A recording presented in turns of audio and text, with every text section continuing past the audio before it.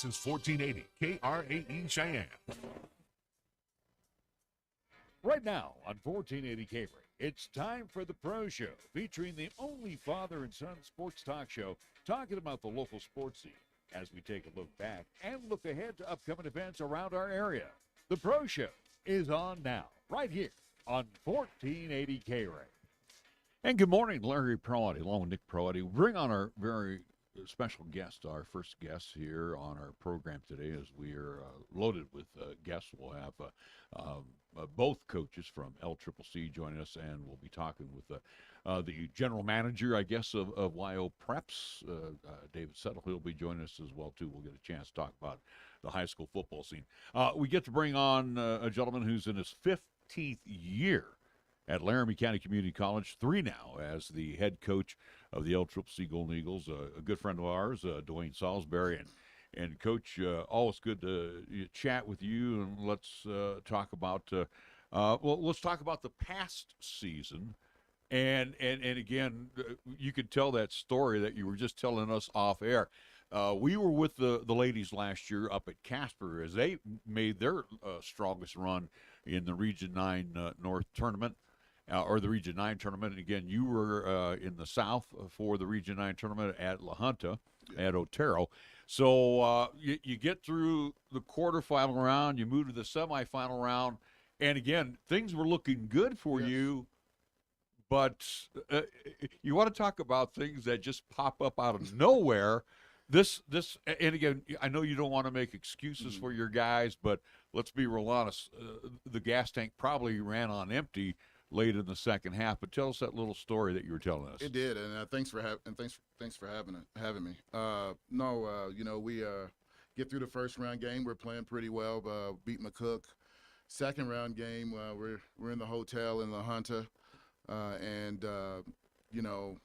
Deshaun, my assistant, he calls me at 2:30 in the morning or so, and says, "You need to get downstairs, Coach." And I come downstairs, and we got several of our guys with bite marks on their face and their hands, and it ends up that hotel we were in was full of bed bugs. So instead of getting a good night rest, we had to leave that hotel, go to a hotel in Pueblo. But before we could get into the hotel there, you got to wash all your clothes, you got to dry them, to try to kill the bed bugs. You don't want to take it into another hotel, and by the time we settled all that, it was about 6 o'clock in the morning. So we missed our shoot around. We missed our film day, our film time, just basically trying to get those guys some rest. And, like I said, I don't know if it made a difference or not, but, we just ran out of gas. We led that entire game but about 3 minutes.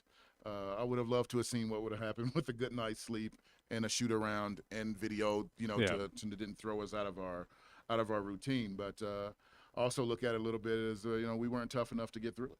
Well, and again, it might have played a factor again, just being on the road and just the early morning. Again, we are dealing with teenagers at this point in time, so again, you need your sleep, and again, that routine comes kind of apart with it. Again, also too in that semifinal contest, again, taking on the best team, again, hosting that Region 9 tournament again with the Otero Rattlers. But again, it is what it is, Coach. We had a great run, got close to that Region 9 championship. Trinidad State wins it all, however. But now we move into what is 2023. We, again, focus up where, hey, the Region 9 tournament is back up in our division up here in the north, where, again, last time you had a chance to at least host it over at the RAC. And, again, be interesting to see it over at Story Gymnasium. But let's start there with Story Gymnasium, Coach. How are things – how's the adjustment to Story Gymnasium making that bus trip over to at least practice and kind of prepare for game day? It's been a challenge. It's off and on. And first of all, I want to thank the school district for, letting us use their facility. But it's been a challenge just getting the guys there. If you have practice we have practice at 4. So if you have practice at 4, getting guys on the bus, messing around with, class times and things like that. There's times you're not really getting started till 4:05. So you got to have a little bit of patience. But again, we got to do what we got to do. Hopefully, the big picture is that we have a very nice facility in a few years. looking at what you got coming back, and one young man we did not see much of last year because he went down with a foot injury, and that would be James Mundlin.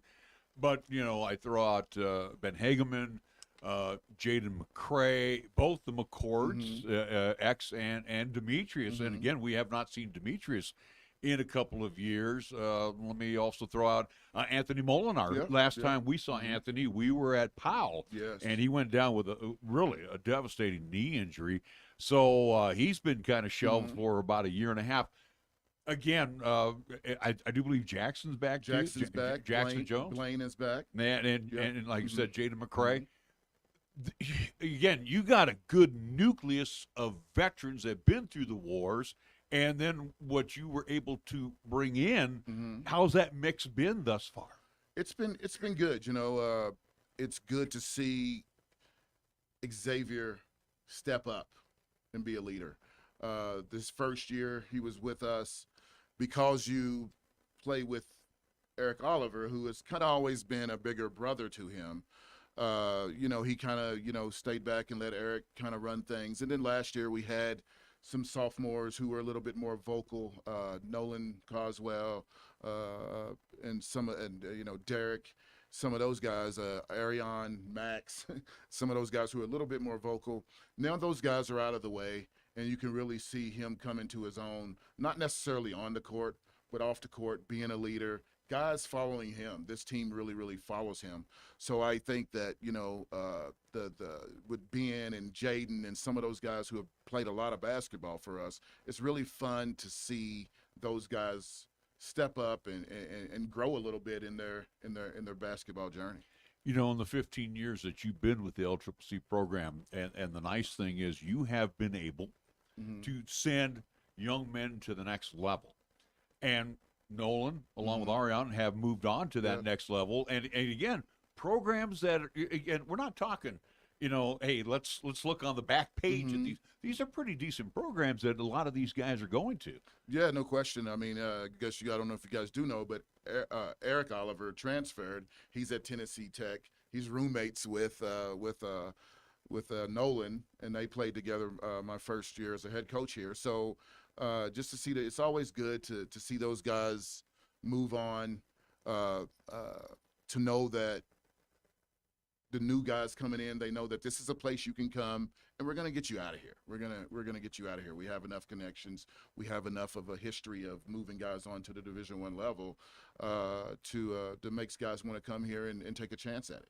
Coach, is it fair to assume, again, we talk about, what we lost, but again, what we retained and gained for LCCC, again, we look at the likes of Casper, Western Wyoming, Otero, again, a lot of those programs, hey, they're doing the same thing. Again, they're losing pieces, especially Western Wyoming. They lost a lot of talent due to graduation. But in Region 9, not just the North or the South, but again, Region 9 in general, do you feel like your team kind of has that target on the back that every team's gunning for you guys? I would say with the guys that we have coming in, anytime you're going to bring in, when you're bringing back the best player in the region, there's not even a question.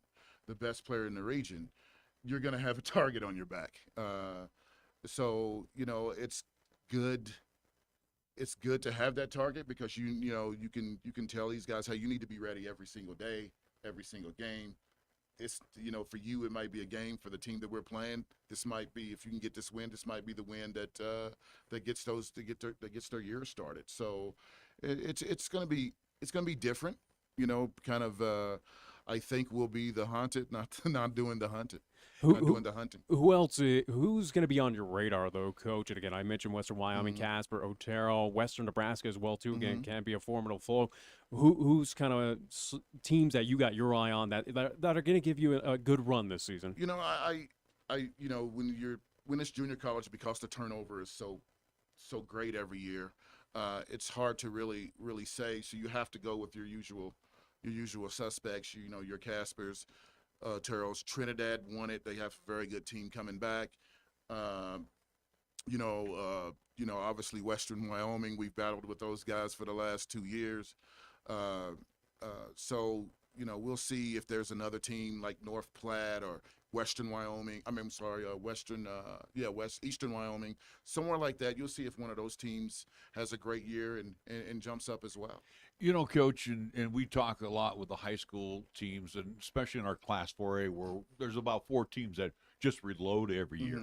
And is LCCC getting into that mode? And again, too, you got a lot of connections, whether it's here in the contiguous U.S. states, Alaska, Hawaii, or across the pond. The LCCC reputation, is it starting to blossom across the world? I think it is. I think that it's blossoming. You know that you're doing a good job at the beginning of the year when college coaches come in to watch you play. If you have no college coaches coming in to watch you play, to watch you practice, then you're probably not doing a great job.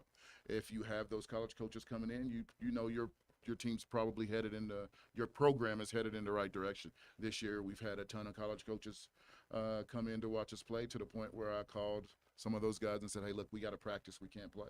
In our years covering LCCC, the point has always been very special at LCCC. We've seen some good players that have come through the program and hopefully move on to bigger and better things.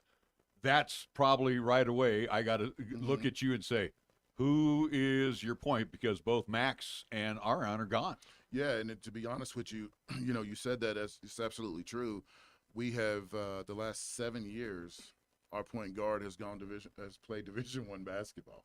So it's a position that I recruit very well, a position that does well here.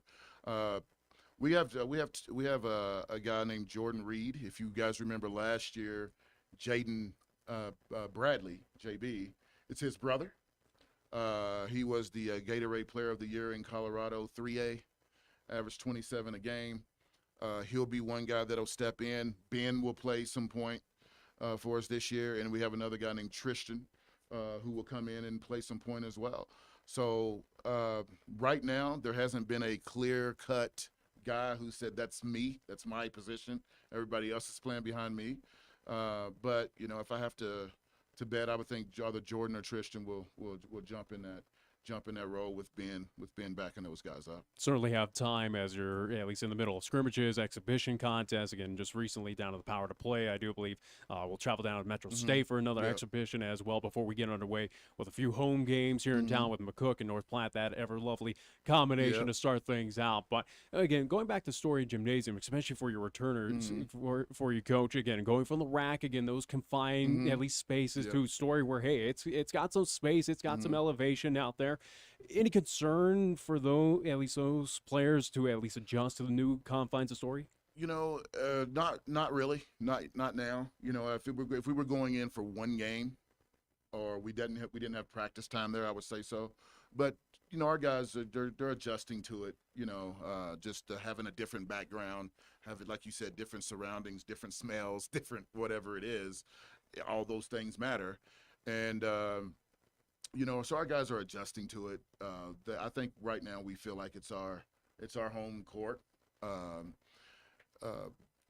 Like I said, it's just the problem of getting up there sometimes.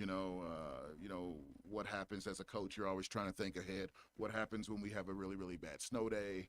Just those kind of things is the unknown, I guess, is what scares me more than anything. Looking at the schedule as well, too, very quickly, as I mentioned again, a couple home contests to start out the at least non-conference schedule against McCook and North Platte. But looking at some of the outside of Region 9 opponents, again, you mentioned to us that I do believe Salt Lake will be on the slate, also to at CSI. So again, you're seeing some top 25, some at least kind of powerhouses. Talk about the at least scheduling again. I noticed also to Air Force Prep home and away for them. Decision making, or at least putting those top tier teams on the schedule. You always want to test yourself. I don't think you get a true feel of what kind of team you have until you play against teams that are just bigger, better, and stronger, and see how you compete, how you stack up to those teams. I don't want to play a bunch of JV teams and some of that other stuff. I really want to challenge ourselves, challenge our guys to compete at a high level. CSI, as you mentioned, will be a top 10 team. Salt Lake will probably be number 1 in the country. So just playing those kind of teams, I think, that's why you come to Laramie County. That's when I recruit you. That's the one thing I'm telling you is that we're gonna play one of the toughest schedules in the country. Where does the strength lie offensively for the LCCC Golden Eagles? Is it Air Saulsberry? Is it going to be beyond the arc, or are we going to be a little more again, when you have a 7-footer like James underneath, do we make sure we bounce it into him backdoor? I mean, what are we looking for offensively? Is the scoreboard going to be going tilt sometimes? I hopefully on our end. We changed up our defense, but I'll talk to you about offense. But our offense, when you have the shooters, we have some shooters. So you guys know me. I like the 3-ball. But we have some shooters. But when you do have a James, we have a couple other big kids. We have long wings this year, so I think we can actually post guards. We're just going to be hopefully more of a balanced attack, not so many threes. When I have a good point guard, I believe. But when you don't have the guys that we've had before in your Max and your Arians, those guys had played a lot of basketball. So I was I had a lot of faith in handing those guys the ball, letting those guys make decisions. I'm not sure I'm ready to do that right now. So I think our first 2 or 3, 4 or 5 games will be very, very structured. More than what you've seen in the past. Now I'll flip it over to the defensive side. And again, a lot of your boards were gobbled up by McCord. You mentioned Eric Oliver. Eric Oliver was a guy at 6'1" who was battling with the tall timber. When Anthony went down, Anthony Molinar, you could see the improvement in his game defensively. So again, are you looking to the big cats underneath now to muscle in and again, bigger, faster, stronger? We are. I mean, we had an emphasis on with recruiting this year of getting longer, bigger guys. I am sick of winning games 92 to 91. I want, we need to bring those scores down. And so I went out and got longer guys. I went out and got bigger guys. Hopefully we can protect the rim a little bit better. We can challenge shots a little bit better with our length. So I'm hoping that, bringing in some of those guys, and they have really taken to defense so far. They don't really have a choice because we haven't really worked on offense. So we've really, really worked on defense right now, and hopefully we can get those scores down. Last year, if we would have held teams to 70, we were probably undefeated, except for probably when we went to Salt Lake. Coach has at least it sounds like a little high expectations this season for your team. But again, hopefully, again, best success for your team going in 2022, 2023. For you, what is kind of the minimum success, or what outcomes do you want out of this team this season, whether it is regular season and postseason as well? Regular season, you guys know me how I feel about regular season. It's all about, the post, the before you hit conference play, to me, it's just getting ready for conference. So as far as the record goes, I really don't know. When we hit conference play, in January, I expect to be fighting for a region championship. And then you hit that tournament, every year to me personally, if we don't hit the region tournament, then I didn't do a good job. I mean, if we're not hitting that national tournament, I didn't do a good job. And so I'm always fighting for that. My goals are probably, I probably have higher expectations than even the college has for me. So I'm always looking. I want to go to that national tournament. Here's a question for you, Coach, where, again, we look at the national tournament from last year against Trinidad State, the lone representative out of this region, which, again, got bounced in the first round, but as you alluded to, again, got bounced by the national champion of last season. But, again, as we look some of these kind of repeat offenders in that, at least national tournament, whether it is the Snows of the world, again, you got those Texas schools, Florida as well, too. What makes them different than LCCC? Is it just location, recruiting? I mean, what they have available, facilities? What's the difference? I think facilities are some of them, history, some of them. Some of it is history, some of it's scholarships, obviously. Some of those guys are playing with 15 full rides. So when you have that much, your depth is just different. You guys remember us playing Salt Lake last year, who was #1 in the country at the time. At halftime, we were down 3. Our problem came when we got into foul trouble, fatigue hit, and we're coming off our bench with walk-ons, and they're coming off their bench with a Division I transfer. Eventually, war of attrition is going to win out. Coach, I'm glad that you brought up facilities where, again, we're a couple seasons away from getting that brand new facility there for, again, your team, again, for the women's basketball program, for everyone to use there at LCCC. Again, it's a step up from where we were with the RAC. We talk about facilities, and it looks like, again, from the renderings that this is going to be beautiful for LCCC. Yeah. How huge is that going to be for recruiting? And, again, as we try to build this program or, again, programs to, again, that high level to represent? I think it's huge because, with our booster club, getting on track now, scholarships are changing. We're getting a little bit more money. Those guys are doing an unbelievable job of helping us out there. And then when you talk about facility, we have one of the best JUCO towns in the country. There's, no question. When you talk about Cheyenne, you talk about our distance to an airport in Denver. We have a great JUCO town. We're winning games. Now the next part is putting that facility on our campus, and bringing a kid on campus and knowing for a fact that you have the best facility. You have unbelievable cafeteria. You have brand new dorms. There's a lot of good stuff happening at Laramie County, and I think those big time recruits will see that and choose to come here. Aside from bigger, faster, stronger, and I look back to your playing days, and again too now as an assistant coach moving into the head coaching position. How much has the game changed, or is it something that an old dog can learn new tricks? Tell us. I mean, has it changed much? It's changed completely. Back when I played, there was definitely, you had a center, a forward, a point guard, a shooting guard. You were locked into those positions. That was it. Now it's positionless basketball. It really is.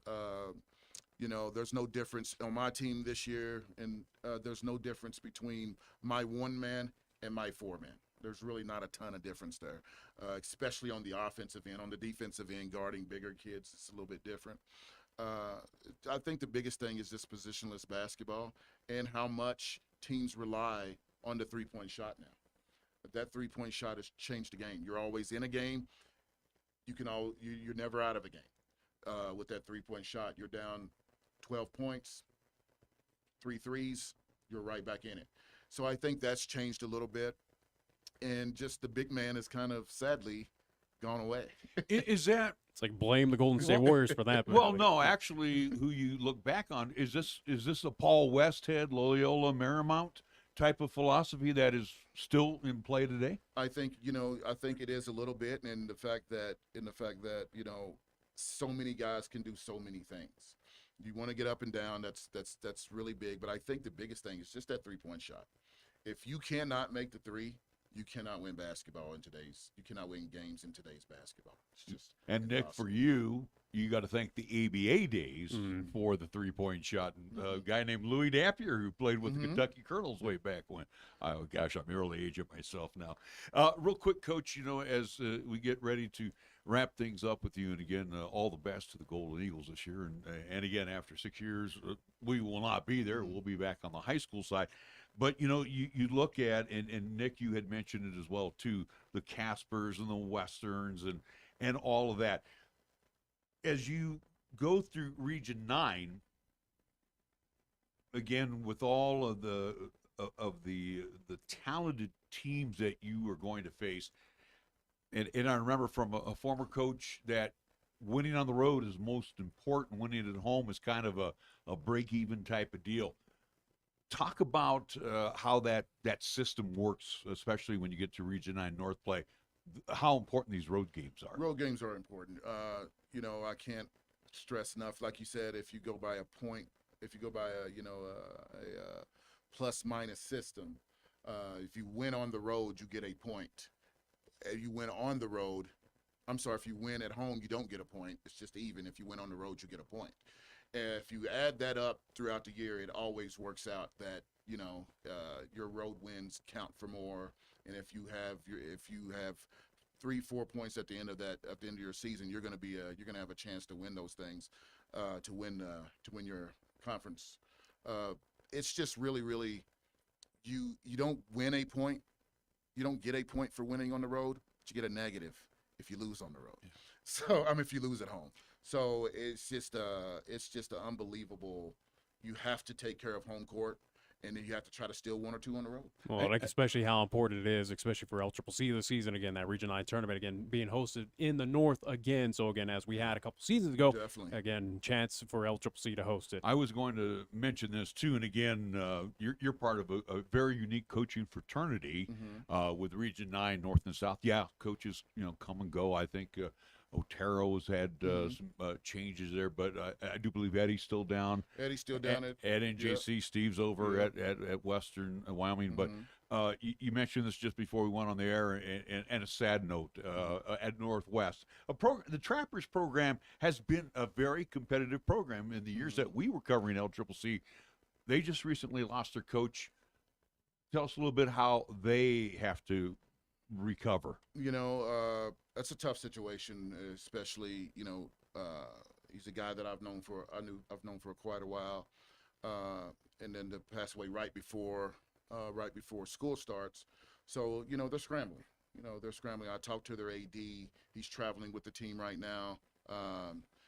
When they came down to Windsor this past weekend, so he was traveling with the team. And I had a few minutes. Got a few minutes to talk to him, and he just said, the kids are struggling a little bit with it as you would think they would.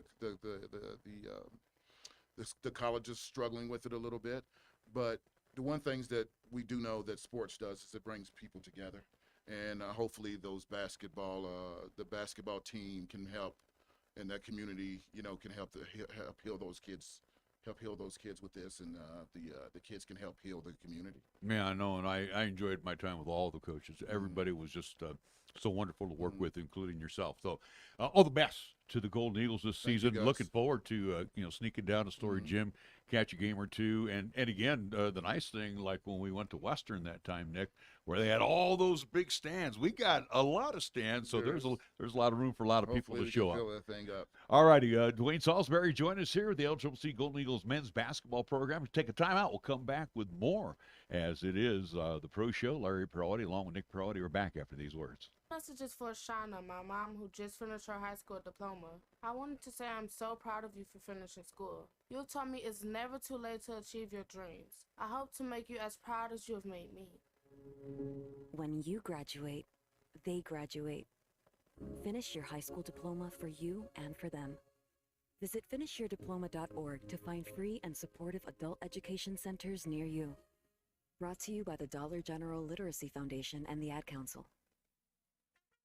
It's always nonstop excitement when you visit one of our 3 locations of Wyoming Downs, inside the Outlaw Saloon on the South Greeley Highway, the Cheyenne Plaza, and at 1345 Delrange Boulevard, next to Culver's and Office Depot, where we offer many new machines and also have plenty of food and drink on hand in our spacious Delrange location. The action is always fast and furious with our pari-mutuel wager from the nation's tracks and our pari-mutuel machines, which offer many different and fun games to play on. You can become the next big winner here in Cheyenne. Make sure to take advantage of all the promotions that we offer too. So come on in today and bring a friend to enjoy a lot of fun and excitement at Wyoming Downs in the Cheyenne Plaza, inside the Outlaw Saloon, and at 1345 Delrange Boulevard. Open 7 days a week. For more information, go to wydowns.com.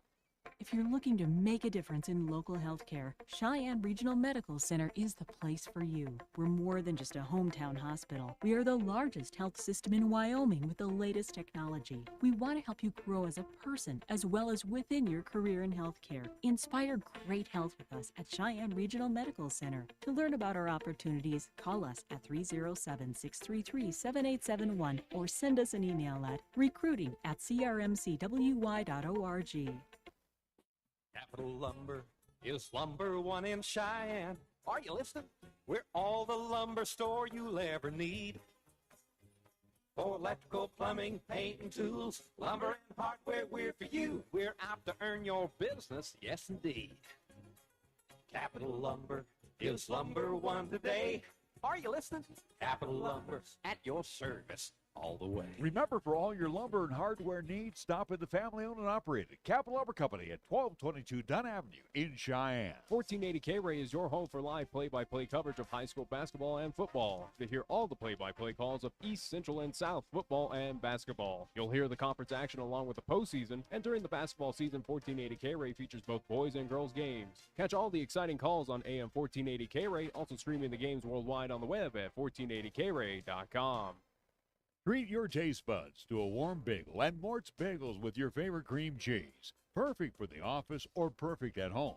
Mort's Bagels are always made fresh and delicious daily. They are perfect for breakfast and lunch too. Did I mention perfect? For 3 decades, Mort's has served us with amazing bagels and customer service. Ask about their specialty and seasonal selections too. They even deliver. Mort's Bagels. Treat yourself today. 1815 Cary Avenue, downtown Cheyenne. Here's the latest weather forecast on 1480 K-Ray. Otherwise, for today, sunshine, expect a daytime high near 64. Clear for tonight with our low down to 35. Sunny again tomorrow and breezy. We're calling for a daytime high near 70. And for Wednesday night, a mostly clear night or low down to 36.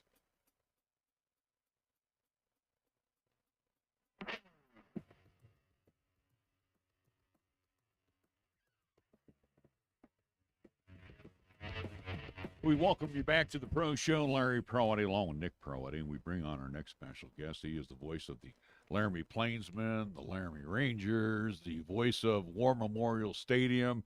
I don't know if the guy ever even takes a couple minutes off, but also has a real job as well, too, and the proprietor of the YO Preps. And again, we definitely want you to check out his work at yopreps.com.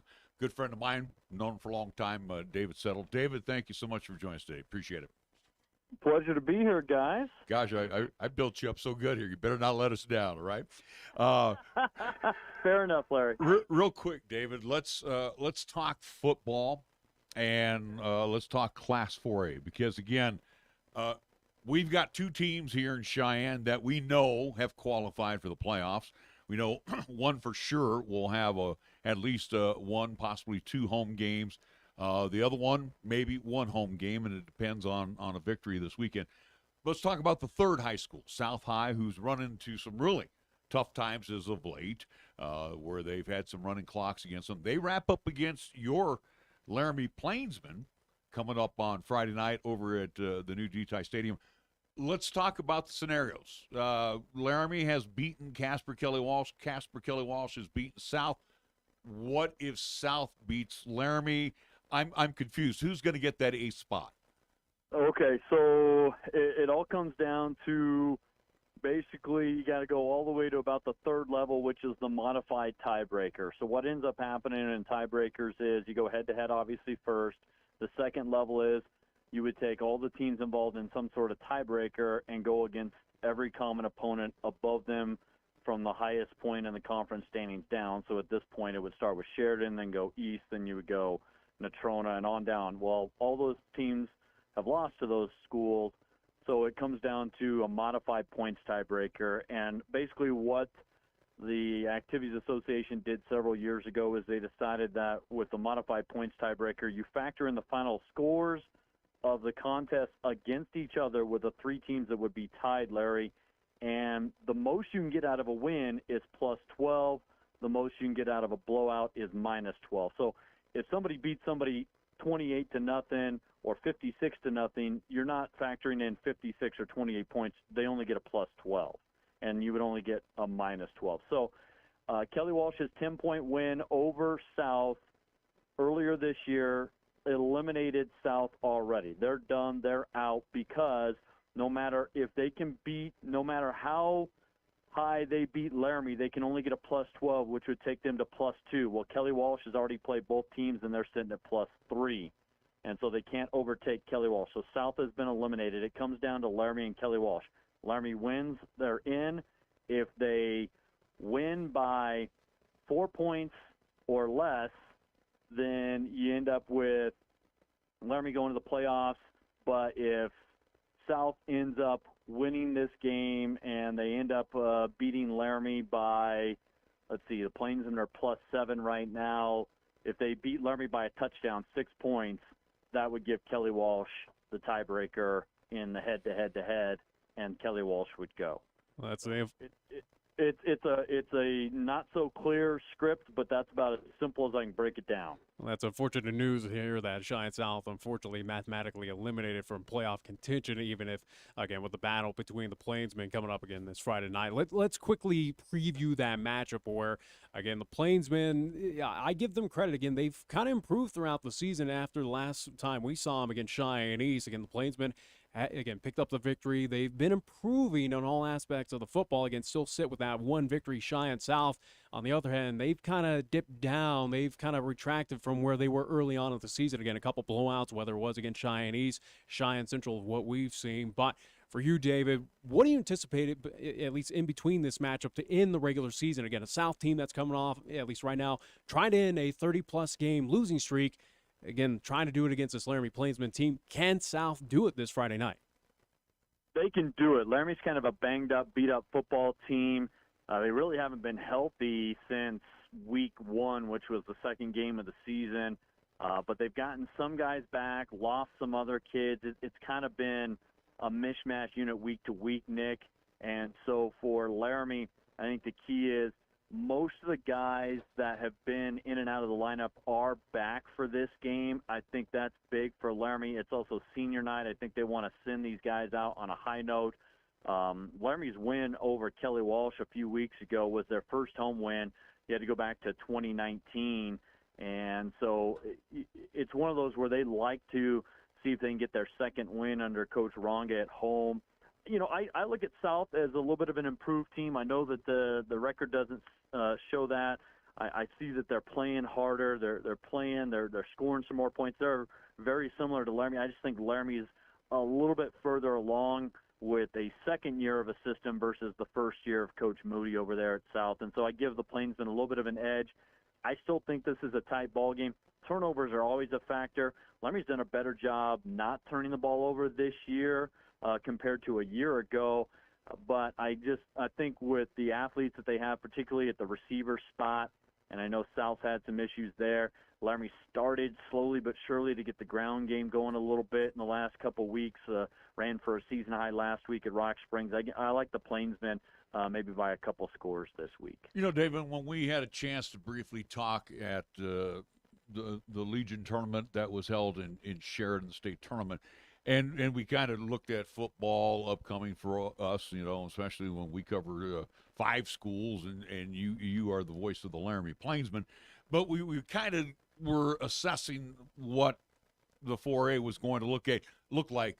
Are you pretty much sitting here going, yeah, the usual suspects here? Who was your surprise team in Class 4A thus far? I'd say probably the biggest surprise to me this year, Cheyenne Central. Not necessarily that the way they've gotten it done, and it's not a giant surprise either, guys. But you know, I think they had some controversy off the field during the off season. I was curious to how the coaching staff and the kids would react to that. You know, get Keegan Bartlett back at quarterback full time this year. He's done a nice job. Their win at Thunder Basin is probably the biggest or one of the biggest surprises during this season. So Central having a chance to get possibly all the way, move up the ladder a little bit and find a way to get themselves higher in the seeding, I think is big. I'll be honest with you guys, just knowing what they lost and being around that team in preseason for a little bit, Sheridan has surprised me a little bit. I was like many. I had Cheyenne East pegged as the favorite, I thought, and I chose East to win at Sheridan earlier this year. I was not necessarily surprised it was a shootout, but so Sheridan, not because they're not a good football program, but they've surprised me a little bit because I knew how little they had coming back off last year's state championship team. It was basically Colson Kuhn was the only two-way starter. They had a couple other guys that had started on defense and played a little bit of offense, but that was it. I mean, they were pretty much brand new everywhere else.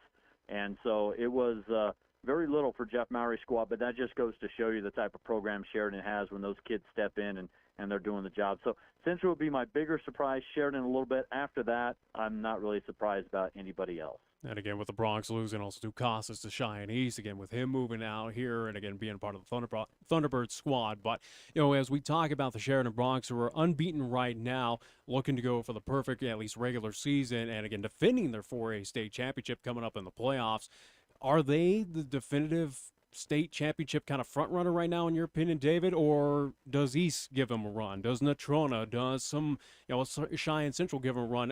Again, let's size up. Who's kind of the favorite right now to win the state title in Class 4A? I would say you've got 5 teams, I think, that all have the potential to win it. I think Sheridan is probably, in a lot of people's mind, the odds-on favorite, and they are, in my opinion, as well, just because they've gotten it done every single week in 4A football. But they've had close games against East.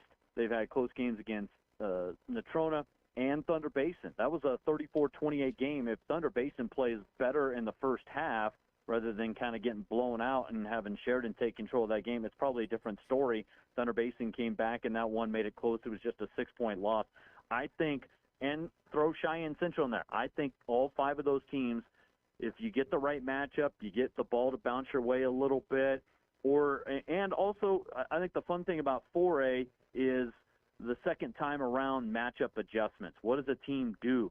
You saw that last year in the state championship. Sheridan had adjusted some things, and it caught Rock Springs a little bit, not necessarily off guard, but it was just a matchup benefit for Sheridan going against Rock Springs in the title game after it was such a great close first encounter, and Sheridan breaks it wide open. But I really see 5 teams have the potential to get on a nice little run.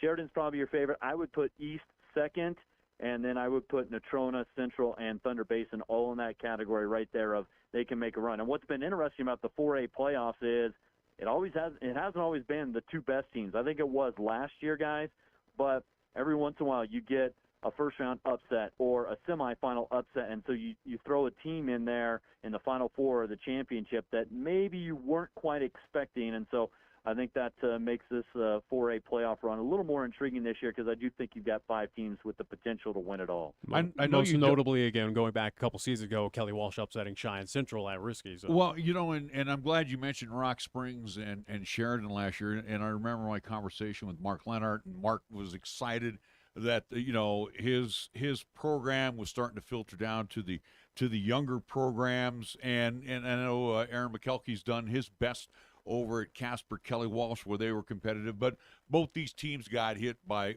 graduation, and most importantly, McKelkey lost a very key piece to his offense last season as well as defense. But is Rock Springs kind of the surprise? I don't want to say disappointment, but kind of the surprise that it's only 3-5 this season. I knew they lost a lot, but I didn't think they were going to drop off that much. Well, this is not a great senior class for them, and I think Coach Linhart would be the first to admit that to you, Larry. They kind of knew this season was coming, but don't get me wrong, they've got great young talent. Their junior, sophomore, freshman classes loaded with talent, so don't expect Rock Springs to stay down very long. I think the one that kind of bit them a little bit was they had the game under control, and then turnovers, few other factors, they lost at Campbell County. I would throw that up there as one of the surprise outcomes of the season, not as much as Central's win at Thunder Basin, perhaps, in my opinion. But Rock Springs, I think, should be 4-4. I had them pegged in that 5-4, 4-5 type of finish area. It's going to be an interesting game to see how they finish out against Cheyenne Central. I don't think they quite have enough defense to slow down Central's run game coming up this week, and so I think that bodes well for Cheyenne Central as they try and get themselves, in that 3-4 and hosting a first-round playoff game. So Rock Springs is down a little bit, but they won't stay there. They're just a really young team, and they've made young mistakes. Yeah, I saw them because I saw Rock Springs last Friday, guys. They were a team that you can tell they make young team mistakes. They're very inconsistent, and that's going to plague you against some of these better teams.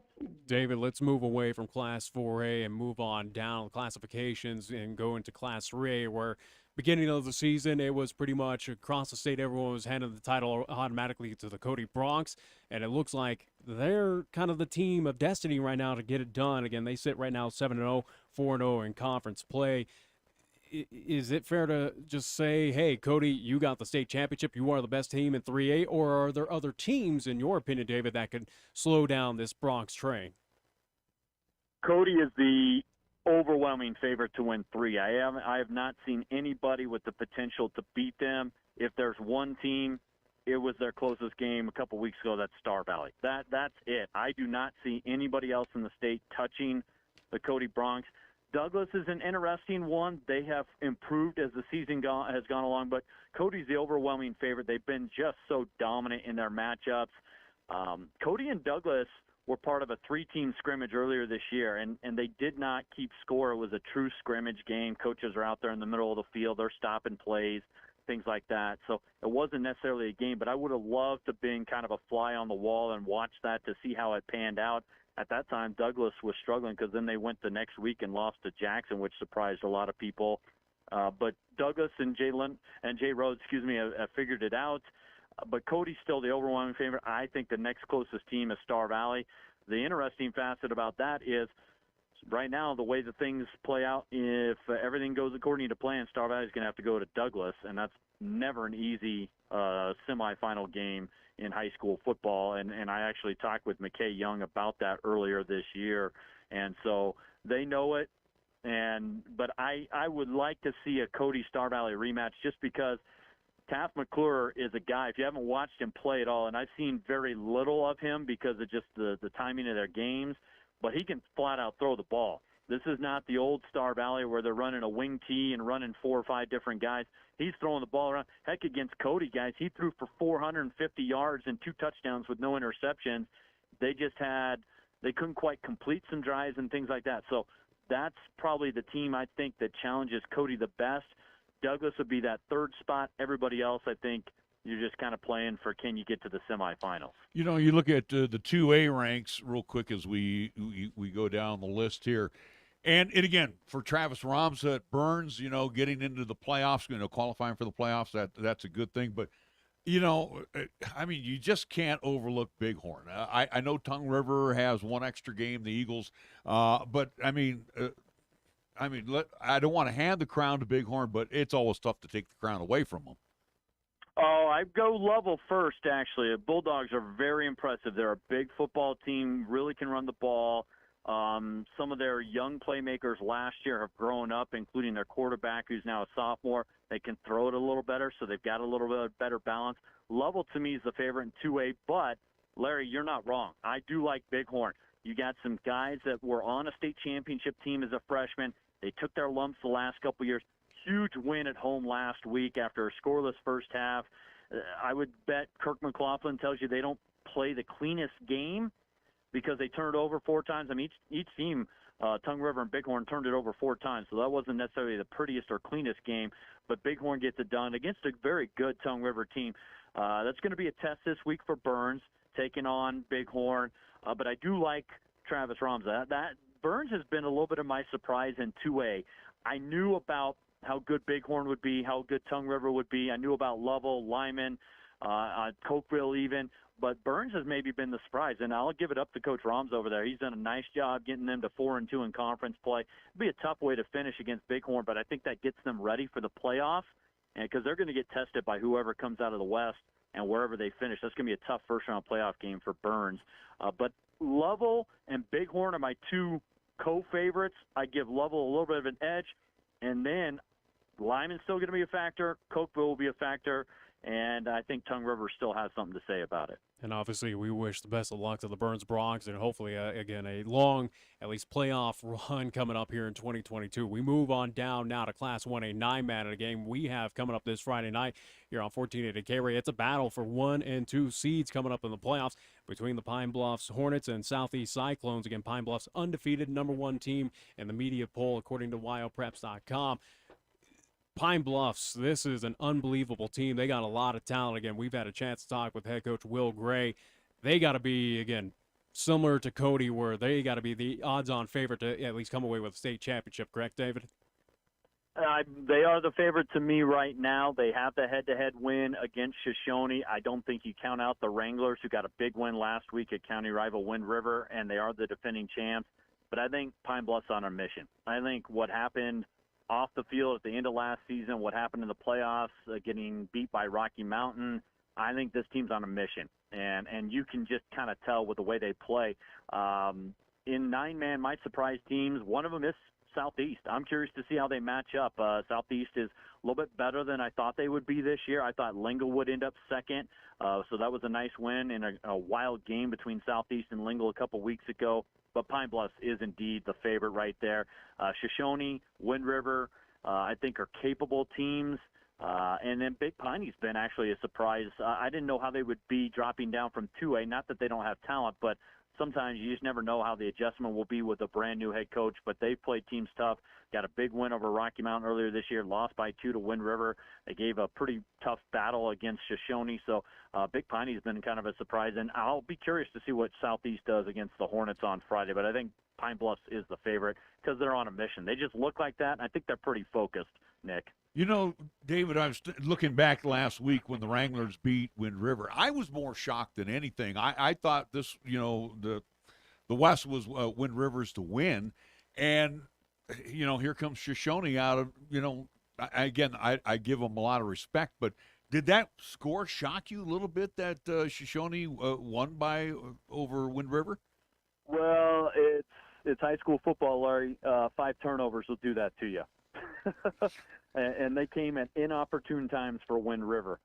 They moved the ball pretty well. They had a 14-6 lead in that game in the first half, but turnovers bit them in the butt, and you get that at times in high school football, whether it's a bad snap or guy gets just hit with a big hit or whatever it might be. Guy makes an outstanding defensive play. It's still high school football. We're still dealing with teenage kids here, and 5 turnovers was the most significant factor in that one.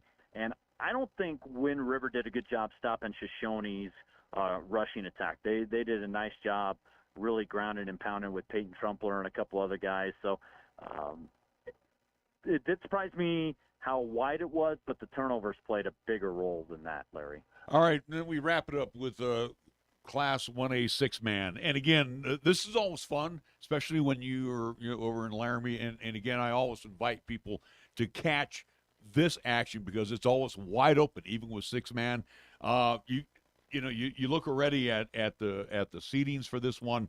Burlington out of the north, Little Snake River out of the south. They're the top seeds. Will these two meet in the finals?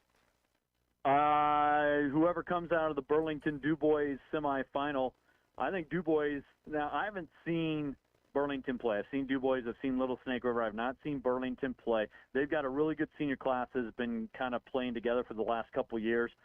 So if this is the year Burlington makes a charge, it's this year. They've got 6 great seniors. Little Snake River is the heavy favorite, and rightfully so. They brought a lot of kids back off last year's state title team. They're loaded for the next several years, so they're not going to go away. They're the heavy favorite. DuBois and Burlington play this week. It'll be interesting to see how much they show each other because I would bet they rematch in the semifinals in 2 weeks. So that's going to be the big one because DuBois has a great set of young junior class. They got a nice junior class that played last year sophomores. They've got a senior quarterback in Ryan Wells that can throw the football around. So DuBois, Burlington, whoever wins that will play Little Snake River. I still give the edge to Little Snake River, although a Little Snake DuBois rematch could be really intriguing. Well, David, we want to thank you so much for your insights. And, again, congratulations on a job well done with Wild Preps. Again, we invite people to check out all that you provide for us in all sports and not just football. Also, too, I guess we will catch up with you during basketball season. So we'll see you then. Thanks again, David. All right, thank you. Appreciate the time, guys. David Settle joining us here on 1480 K-Ray. It is the Pro Show. I'm Larry Proietti, Nick Proietti. Take a time out. Our next guest coming up after our station ID.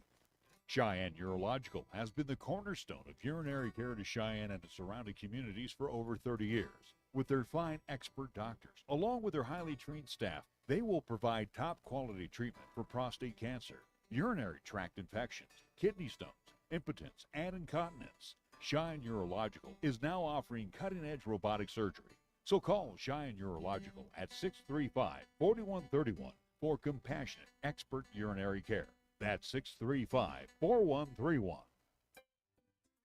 The West, the way you want it. Terry Bison Ranch. You're invited to enjoy a holiday feast this Thanksgiving Day at the Senator Steakhouse at the Terry Bison Ranch. The menu from the hot entree station features herb roasted turkey, lemon rosemary grilled chicken, bison short ribs and barbecue sauce, and the fixings including mashed potatoes, gravy, along with green bean casserole. But wait, there's more. Stop by the many stations and fill up, including the breakfast station, serving delicious omelets and other goodies. The hand-carved station with roasted turkey, prime rib with au jus, and horseradish. Also, there's other stations featuring salads, shrimp and salmon, sweet and assorted breads and rolls, and most importantly, save room for their dessert station with pies, cakes, and cheesecakes. Remember, you can also enjoy $10 bottomless mimosas and Bloody Marys. Seating times are at 10:30, 12:30, 2:30, and 4:30 p.m. Call and reserve your spot today at 307-634-4171. It's $43.99 for adults, kids 5 through 12, $21.99, kids under 5 eat free. And there's a 10% discount for seniors and military. It's a remarkable Thanksgiving buffet this Thanksgiving Day at the Senator Steakhouse at the Terry Bison Ranch. Take exit 2 to the Terry Ranch Road. I'm Captain Don Hollingshead with the Silent Witness Crime of the Week. The Laramie County Sheriff's Office is seeking information related to a burglary that occurred in the area of South Greeley and Speedway Drive. On August 25th, between 10 and noon, a storage container was entered. Several items were taken to include 2 steel demo saws and a generator. If you have information about this or any other crime, call Crime Stopper Silent Witness at 638-TIPS or on the web at silentwitnesslaramiecounty.com. You'll remain anonymous and may be eligible for a cash reward up to $1,000. Together, we can make a difference. This is 1480 KRAE Cheyenne. Also being heard on translator K266CC Cheyenne at 101.1 FM. When you are dealing with the coin shop to buy, sell, or trade your gold, silver, or other precious metals, you will be met with honesty, fairness, knowledge, and exceptional customer service. The coin shop has been serving Cheyenne since 1982 and is a respected member of our community. Call David today at 778-7196 to meet privately or visit during regular business hours, Monday through Friday, 9 to 5 p.m. The Coin Shop, a dealer you can trust. 510 West 16th Street.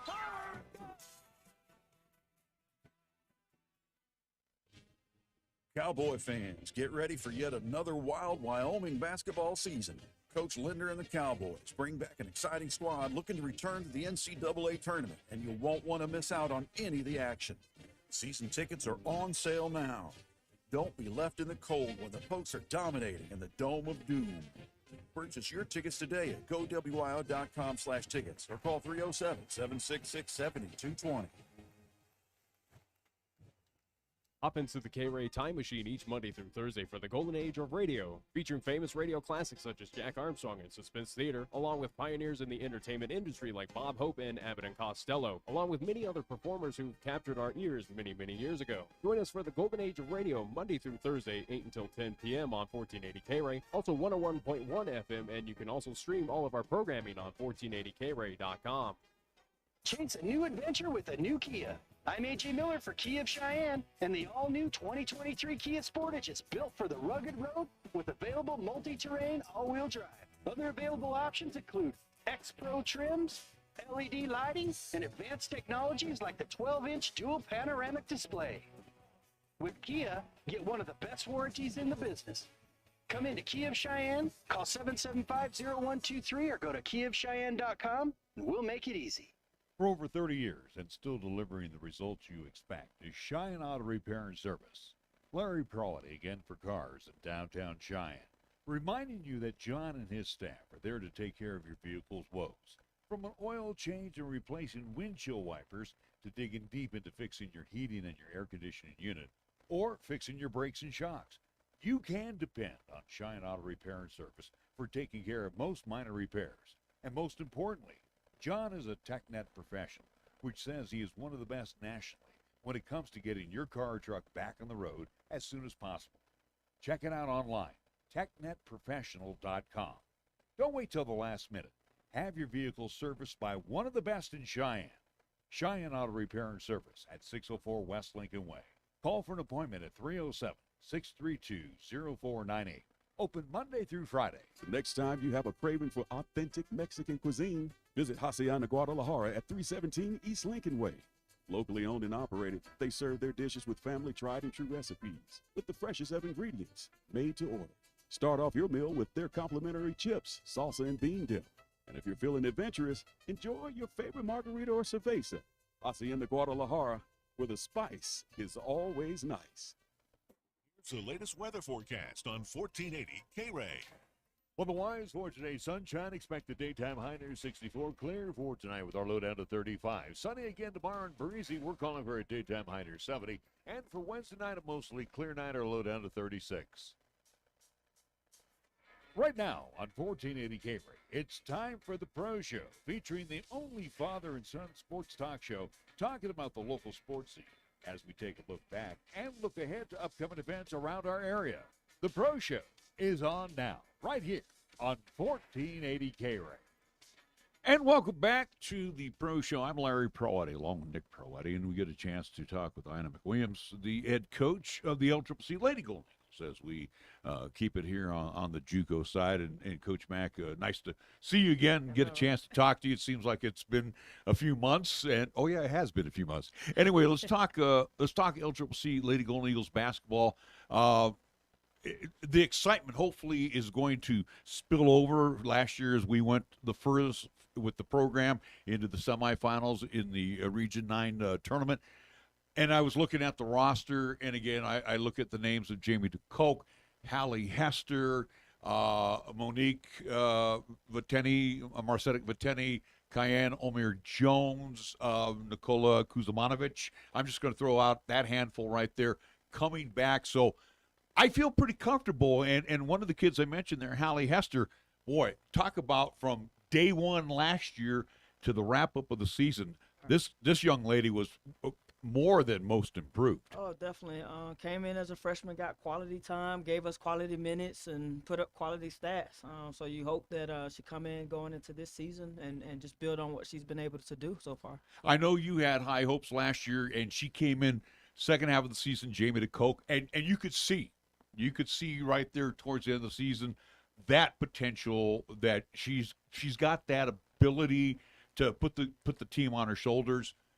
Like I said, you get excited just thinking about your team, and we haven't even talked about the new folks that are coming in yet. Yeah, exactly. I feel like we do have a lot of kids that got quality minutes last year who can be impactful to the game, and definitely looking forward to all of those sophomores that have returned to kind of build on what they've been able to accomplish. With Balcells going on to the next level, and again, Jimena also, she's going to play rugby now at the next level. And you know what? She looks like she could do it. I mean, she told us that she was a soccer player, then and basketball. Now she wants to do rugby.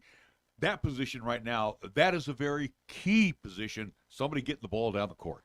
Certainly. But we brought in Shannon Niles from the Georgia area, who looks to fill that role at the point guard position for us. Then we have Andrea Demas and two incoming freshmen. So technically I have 4 point guards to all kind of just lined up to man the point. The young lady from Georgia, she looks like a player.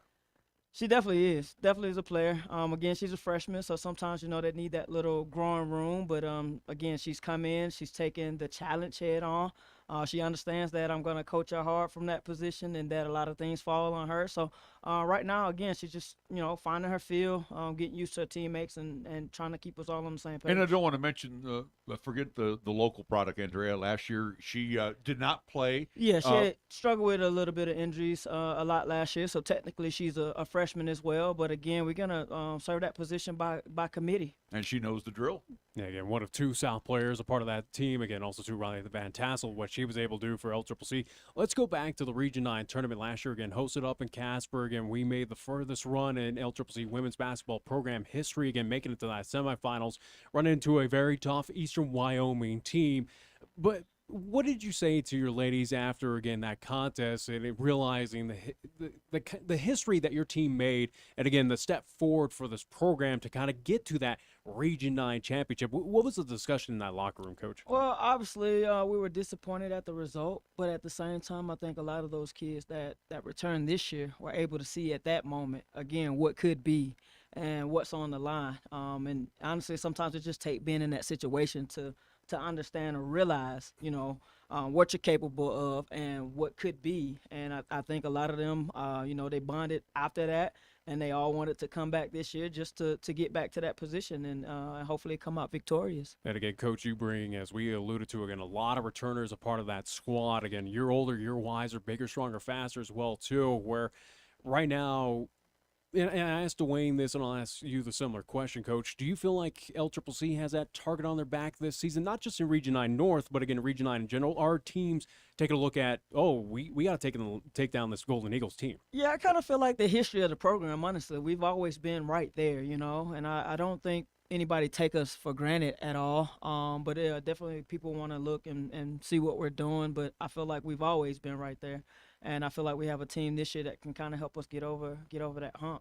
Who's very quickly, again, speaking on Region 9, again, North and South, we've had changes, whether it was head coaches. Again, we know most notably with Western Nebraska, again, Chad Gimney moved on. Again, we've seen some talented players move on to the next level, again, whether it was from Western Nebraska, Casper as well, too. But teams that are on your radar that you're keeping an eye on this season? Man, I just feel like with so much turnover in the league, even with the coaching changes in the league here recently, it's a toss-up. I got a chance to peek in on a few teams this past weekend in the jamborees that we play, and all of us really look competitive. So I don't have a particular team, but obviously we want to make sure we keep an eye on Western Nebraska and the Caspers. But at the same time, I feel like Trinidad was coming along. Got to see Otero a little bit under their new coach, Eastern Wyoming as well. So on any given day, honestly, in this league, this region, I feel like it's super strong and it's going to be super competitive. Another team that kind of sneaks in under the radar and you just never know is Northwest.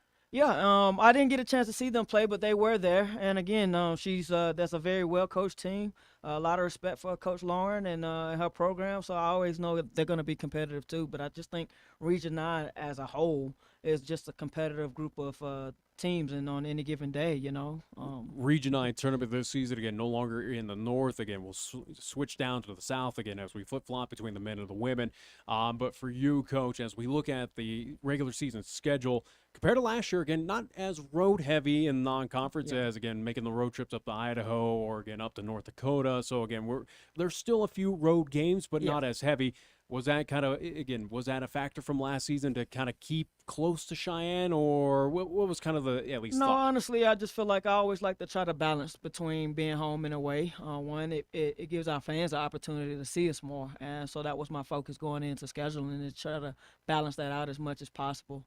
And I think I was able to do that. Speaking of home, again, it's a new home this season for you, Coach. Story Gymnasium. Adjustments, what's kind of been the reality of practice, prepare for game day? Is it a big difference, or is it just, again, just a crosstown trip and that's about it? Yeah, no, it's been an adjustment, I think, for all of us. Honestly, we don't have the floor time at our hands like we did when we, practiced on our own facility on campus.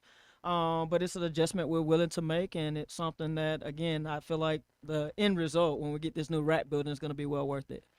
Coach, talking about Story Gym, and we talked with DeWayne about it. Does it seem bigger to the young ladies? Because again, you think of the old rack, it kind of was, two walls and then a court. Now it seems like it's a little more wide open. Does it throw them off a little bit? I wouldn't necessarily say so. I guess the walls on the inline is the thing that usually matters, and sometimes if there's no wall, then it throws off your depth perception. But the gym is empty, so honestly, we just focused on what's happening between the lines at this point. It may be a little different once we get some fans in there. But back for your second season, and again, you got to bring in all your kids that you wanted on the recruiting side. Let's talk about, did you get everybody you wanted? Yeah, I think I feel some solid holes. Obviously with that graduating class from last year, there were some big shoes to fill, and I think we've addressed those issues. We brought in some talented wing players as well as another talented point guard, and then we've kind of upgraded in the post a little bit. We have a little bit more depth on the inside. We will be missing Riley, which we would have loved to have, as just a leader and somebody with experience in that position. But at the same time, I feel like we've addressed a lot of our recruiting needs with this class. Laya Balcells moves on to the next level, just like we talked with Coach Saulsberry. That's what you're there for. That's what we're here for. You want to get them up to that next level. So let's talk about her moving on to the next level. And you mentioned it too, Nick, with LCCC being on the radar. D1 coaches, again, 4-year schools, are they keeping eyes on some of our players? So that's what the jamborees are for. It gives the opportunity for those kids to get exposure, one, to see what we are as a team at this point in the season, but also an opportunity for four-year coaches to kind of get an early look at what we have, and we've got some positive response over the last two jamborees. So we hope that will continue. Coach, as we talk about players moving on, we also do had an assistant move on. Again, Faith Brindle no longer with the program, but again, I do believe we did retain at least Coach Dickerson as well. Is it going to be just you two on the bench, or are we looking to add another assistant, or we already found another assistant? No, it's just going to be me and Coach Z. It'll be me and Coach Z. Obviously, Coach Faith got an opportunity here late, and again, it's the same thing we're here for. You want those young coaches to come in, get some experience, and we love to see them move on. Do you continue on with the same game plan that you had last year, or with the new talent you brought in, are you able to add some things offensively, defensively? Yeah, I think a little bit of both. Honestly, I was joking with DeWayne a couple of weeks ago. Once the kids have adjusted to the coaching style, that I'm able to pull out that playbook and kind of dig a little deeper and pull out some plays that I haven't ran in a couple of years. So I'm looking forward to experiment with some of those things, but my style of play would typically stay the same. Last year, I think of the likes of Ari Blatta coming off the bench and bombing away. And again, we had some good three-point shooters on that team. Now with the young lady that you brought in from Brisbane, Australia, she's 6'1". Does that give you that option now to go down low in the paint? And again, as we see some of the other schools, they take advantage of the big in the middle. Oh, yeah, certainly. It definitely, again, opens up and draws some attention to the inside. But the game plan is always play inside out, outside in. So we just kind of take what the defense gives us. But she'll get her touches on the inside as well, and we'll have those shooters spotted up on the outside ready to knock down that three. I was going to say, Coach, for this season, again, last year, again, making that deep playoff run, again, unfortunately, again, got stopped by that Eastern Wyoming team. For this season, though, what are expectations, goals? Again, what would be a successful season in your eyes for this program? Obviously, you want to always be better than you were the year before. I think we have that potential this year, but I also feel like we have that potential to go a little deeper. So we just take it one game at a time. I try not to get too far ahead of myself, but keep them grounded, keep myself focused, and just take it one game at a time. But we're going to go for it all. A couple of veterans that are coming back, Ayana O'Meara Jones, again, who's got those long arms, and again, she's a good board getter. And I think of Monique Marcetic-Bateni, she went into a little bit of slump there, probably mid-season. Yeah. These are young ladies that are good on the boards, but also can get you some points. Are you looking for more offense out of both of them this season? Yeah, both of those two ladies will come out and contribute probably a little bit more this year. Like I said, they got a year under their belt. They were working through issues, but that's, what happens with freshmen sometimes. Sometimes they're here, sometimes they're not. But I think both of those two ladies have grown tremendously over the last year. And given their two jamboree performances, I think they're right on schedule. As we had a chance to talk with DeWayne, he mentioned on offense and defense a slight tweak, and I think more at least change on the defensive style of play for the men coming up this season. Any changes for your offense defense this season? Yeah, we will try to do a couple things defensively that we didn't do before, and that's just because we have a little bit more depth in those wing positions and a little bit more length overall. All my kids are going to be 5'9", 5'10", except for my point guards, but we got a lot of length, so I think we can see a little bit more pressing and a little bit more dictatorship on the basketball in terms of like determining where we want the ball to go and those kind of things. And on the offensive side, very quickly, again, we saw your team want to go for the three ball, and again, at least there were a couple times where throughout games, again, got a little nervous, kind of played a little pass the ball, and someone go at least take it away from me. Are we going to be more aggressive from the line, try to go inside with those bigs? I mean, let's look at the offense. So, again, offensively, you're going to see us play a little bit more inside than we did in the past. Again, with Riley inside, she had our opportunities as well. But this year, you'll see a little bit more focus on getting the ball inside. Like I said, game plan has always been to play inside out, outside in. And it just depends on the whoever we're playing. But we're going to continue to attack it offensively as well. You look back at the end of last season when we were there at Casper College, and you had a chance to reflect back on Region 9 basketball, both North and South. Tell us about the brand of basketball that you saw including our own LCCC Lady Golden Eagles? Oh, really? Just a bunch of well-coached teams. I can't say that enough. I feel like every team that we played gave us some type of run and didn't make it easy on us. So there's no game on our schedule that I feel like we'll go into that we can automatically just say we're going to win this game, you know. I was going to say, and Nick mentioned this as well, too, talking about Eastern as well as Casper's. We look at the North this season, and then I also threw in Powell. Am I right on the top three there? You, Eastern, and Casper, the teams that should be 1, 2, 3? Yeah, and I'll throw Northwest in there. Like I said, I didn't get a chance to see them this weekend, but again, I know they're well coached, and she does a really good job over there. So honestly, I think it's going to be a toss-up, man. It's going to be a toss-up, and it's going to be competitive. So. Well, Coach, we are looking so forward again to we'll be sitting in the stands this time watching LCCC Lady Golden Eagles basketball. But again, thank you for all that you did for us last season, and we wish you all the best. And hopefully we go one step further this time in the Region 9 North Tournament. Thanks for having me. Coach Ayana McWilliams join us here on 1480 K-Ray, head coach of the LCCC Lady Golden Eagles. We will take a timeout. We'll be back with more right after this. What's in a Kia? I'm A.J. Miller here for Kia of Cheyenne. We'll be glad to show you all the value you get for the money with a new Kia. Like the new 2023 Kia Seltos, which has inspiring tech, impressive cargo space, capable all-wheel drive, and available turbocharged power. The 2023 Kia Seltos also has great fuel efficiency and one of the best warranties in the business. Come into Kia of Cheyenne, call 775-0123 or go to KiaofCheyenne.com, and we'll make it easy. The West, the way you want it, Terry Bison Ranch. You're invited to enjoy a holiday feast this Thanksgiving Day at the Senator Steakhouse at the Terry Bison Ranch. The menu from the hot entree station features herb roasted turkey, lemon rosemary grilled chicken, bison short ribs and barbecue sauce with the fixings including mashed potatoes, gravy, along with green bean casserole. But wait, there's more. Stop by the many stations and fill up, including the breakfast station, serving delicious omelets and other goodies. The hand-carved station with roasted turkey, prime rib with au jus, and horseradish. Also, there's other stations featuring salads, shrimp and salmon, sweet and assorted breads and rolls, and most importantly, save room for their dessert station with pies, cakes, and cheesecakes. Remember, you can also enjoy $10 bottomless mimosas and Bloody Marys. Seating times are at 10:30, 12:30, 2:30, and 4:30 p.m. Call and reserve your spot today at 307-634-4171. It's $43.99 for adults, kids 5 through 12, $21.99, kids under 5 eat free. And there's a 10% discount for seniors in the military. It's a remarkable Thanksgiving buffet this Thanksgiving Day at the Senator Steakhouse at the Terry Bison Ranch. Take exit 2 to the Terry Ranch Road. It's Lee at Absolute Flooring. Are you planning on new flooring soon but are hesitating due to the latest financial news? Let Absolute Flooring help you out. With a great selection of all types of flooring and a large array of styles and colors, plus our commitment to make your purchase the most affordable, it's time to stop in at Absolute Flooring. And with no interest financing in place, why not make your way now to 3573 East Lincoln Way and visit us at AbsoluteFlooringWIO.com.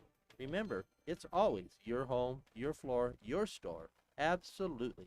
MHP is a certified public accounting and consulting firm located in Bow, Cheyenne, and Fort Collins, offering accounting, tax, and consulting services to businesses, not-for-profit, government, and individual clients. MHP takes pride in their commitment to providing close, personal attention to their clients. They also continue to invest time and resources in continuing education, state-of-the-art computer technology, and valuing their relationships with you. MHP is a proud supporter of local and UW athletics. MHP, 314 West 18th Street, or call 634-2151. For nearly 30 years, family-owned and operated Lennox Auto Body, along with the Auto Glass and Detail Center, has been serving our community with quality and customer satisfaction. It's a pretty simple drill. When you want it done right the first time, call Lennox Auto Body for an appointment at 307-634-6608.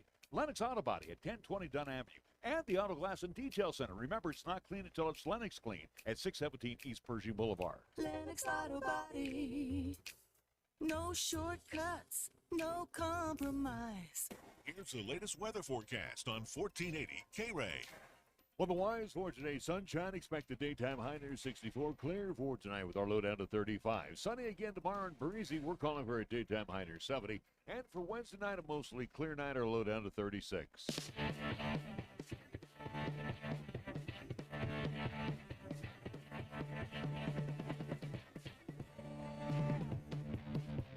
And welcome back. Larry Proietti along with Nick Proietti. This is the Pro Show. And again, thank you to all our folks that came in, DeWayne Saulsberry, along with head coach Ayana McWilliams for LCCC. Let's see. Also, too, we want to thank David Settle, who joined us last hour, giving us a preview of what he thinks is going to happen in football. Yeah, little thoughts, whether it was Class 4A on down to 1A 6-man, where, again, unfortunate news for Cheyenne South, where, again, at least time we saw South, again, this past Friday night, at least hosting Cheyenne East. Even with the loss, again, Coach Eli Moody and we all at least thought that South had a shot, an outside shot to at least get into a three-way tie for that 8th seed in Class 4A for the playoffs. So unfortunately, South, it looks like, or again, as David kind of mathematically proved, that South is officially out. So again, unfortunate news for the Fighting Bison that, again, their season will come to an end coming up this Friday night. But hopefully it ends with a bang, and hopefully they can get it done against the Laramie Plainsmen again, albeit on the road. But the South team, this Fighting Bison team that, again, on a 30-game-plus losing streak, again, they've had some struggles. They've shown that they got some heart, that they got some, at least, playmakers out there, and hopefully, again, it can shine in what is, again, one of the biggest games of the year for Cheyenne South and one of the possible victories for the Fighting Bison, that they can get it done against the Plainsmen in this losing streak and kind of at least send them off in the right direction for 2023 going forward, at least for year 2 for head coach Eli Moody. What I've seen over the last 3-4 weeks with the Fighting Bison, going over to Laramie, I don't know if there's enough gas in the tank. I really don't know. I think there is. Again, they're catching Laramie at the right time. They're beat up. But they also do, at least David did allude to, that they are getting those pieces back, that they are returning to at least kind of that healthy state. So we will see, again, under Coach Ronga. But, again, for Cheyenne South, as Eli Moody did at least mention to us on the postgame show, that, again, they're going to be changing things up here in this final game, again, on the offensive side, especially with some plays, add a little trickery to it. But they're going to be a new-look Bison offense to at least try to come away with this victory. And, again, best of luck to the Fighting Bison. Hopefully they can. Hopefully they can end that, again, losing streak. And, again, and if they are, and I think plain and simple that Cheyenne South, as they've had their struggles, and, again, let's be honest, their past couple struggles have come against very good teams, including against Cheyenne East, Cheyenne Central, that, again, David alluded to, saying, hey, they have a good shot of winning the 4A state championship. Albeit against these tough teams, they have a shot against this Plainsman squad. South, if they can get it done, I think that is the right medicine for 2023 season for this Fighting Bison team to at least snowball, or at least have some sort of snowball effect that turns into a positive momentum, that they pick up more than one victory, that they could pick up a few, get back in the playoffs, and this is kind of the start on the right foot for Cheyenne South to at least get into contention for, again, instead of being basement dwellers, that, all right, South gets a little bit more respect across the state. I think back to my conversation with Isaiah Hernandez, quarterback for the Fighting Bison, who, again, stepped in after the injury to Oseas Garcia, and also, too, I think Jalen Trujillo took over as a quarterback at that game at Thunder Bay. So my point being, Isaiah says a very poignant comment to me. It's our senior year. We want to win at least one game. So, and I think that's going to be a good enough drive. Again, this is a team that you can even tell by, at least with Hernandez at the helm, that, again, he's playing with heart. And, again, we saw that all 4 quarters out of him, again, against Cheyenne East, where East was pretty much ahead. It was 40-plus already before the end of the half. Again, it was a running clock situation before half in that contest. But, again, give credit to Cheyenne South. It's a team that's still playing with heart, still playing with grit, toughness, trying to compete out there against some of these elites here in Class 4A. Some teams that are again, higher up on that kind of talent list right now. So that's where I have the faith right now in Cheyenne South. It will be a close game. If South's going to win, it's going to be by a touchdown. It's going to be by 3 points. It's going to be close. Can they do it against the Plainsmen? Absolutely. I think that's where, again, your conversation with Hernandez, seeing his body language, seeing how he played against Cheyenne East, This is a team that is gunning for that first win, and I think they're going to leave it all on that at least football field coming up this Friday night. Because again, at this point for Cheyenne South, what else do they have to lose? Leave it all out on the line and take down this Plains of team. If anything, for Cheyenne South, if I'm Coach Eli Moody again, knowing that our playoff lives have come to an end, let's play spoilers to this Laramie team. If we can't be in it, they're not going to be in it either. Well, I like I said, it's going to be a tall task because again, too, I know South. I know they're going it's a tall task. I don't think it's going to be the mountainous climb that it's been for the past couple of weeks for Cheyenne South against Central or East. Again, you go back to the contest against East that we saw where Laramie got dusted in that one. There's no doubt about it. They got dusted. But they came out with a different format and kind of surprised. See, Cheyenne East, let's give the Thunderbirds their due. They adjust on the fly. They don't adjust at halftime. They adjust on the fly. And when they saw Laramie come out with this different look than what they were what they were expecting, they made those adjustments. I think what Laramie's going to do, especially on senior night, as they keep alluding to, they're going to come on out and they're going to throw caution to the wind. They're going to same with Cheyenne South. I right now for both head coaches, for both again Laramie, for Coach Ronga, and again same with Coach Moody. There's no way you could prepare for this game upcoming. Where again, both offense and defense side of the ball. You got to imagine that both teams are going to shake things up and just do whatever, kind of throw cautions to the wind, no matter what. Again, we got that indication for Coach Moody that hey, we tried out a few things here in this East game, but it's going to be kind of a reformatted new style of offense coming up this Friday night. So, again, you can't really pre-scout or prepare for this either way, again, whether you are Laramie or you're Cheyenne South.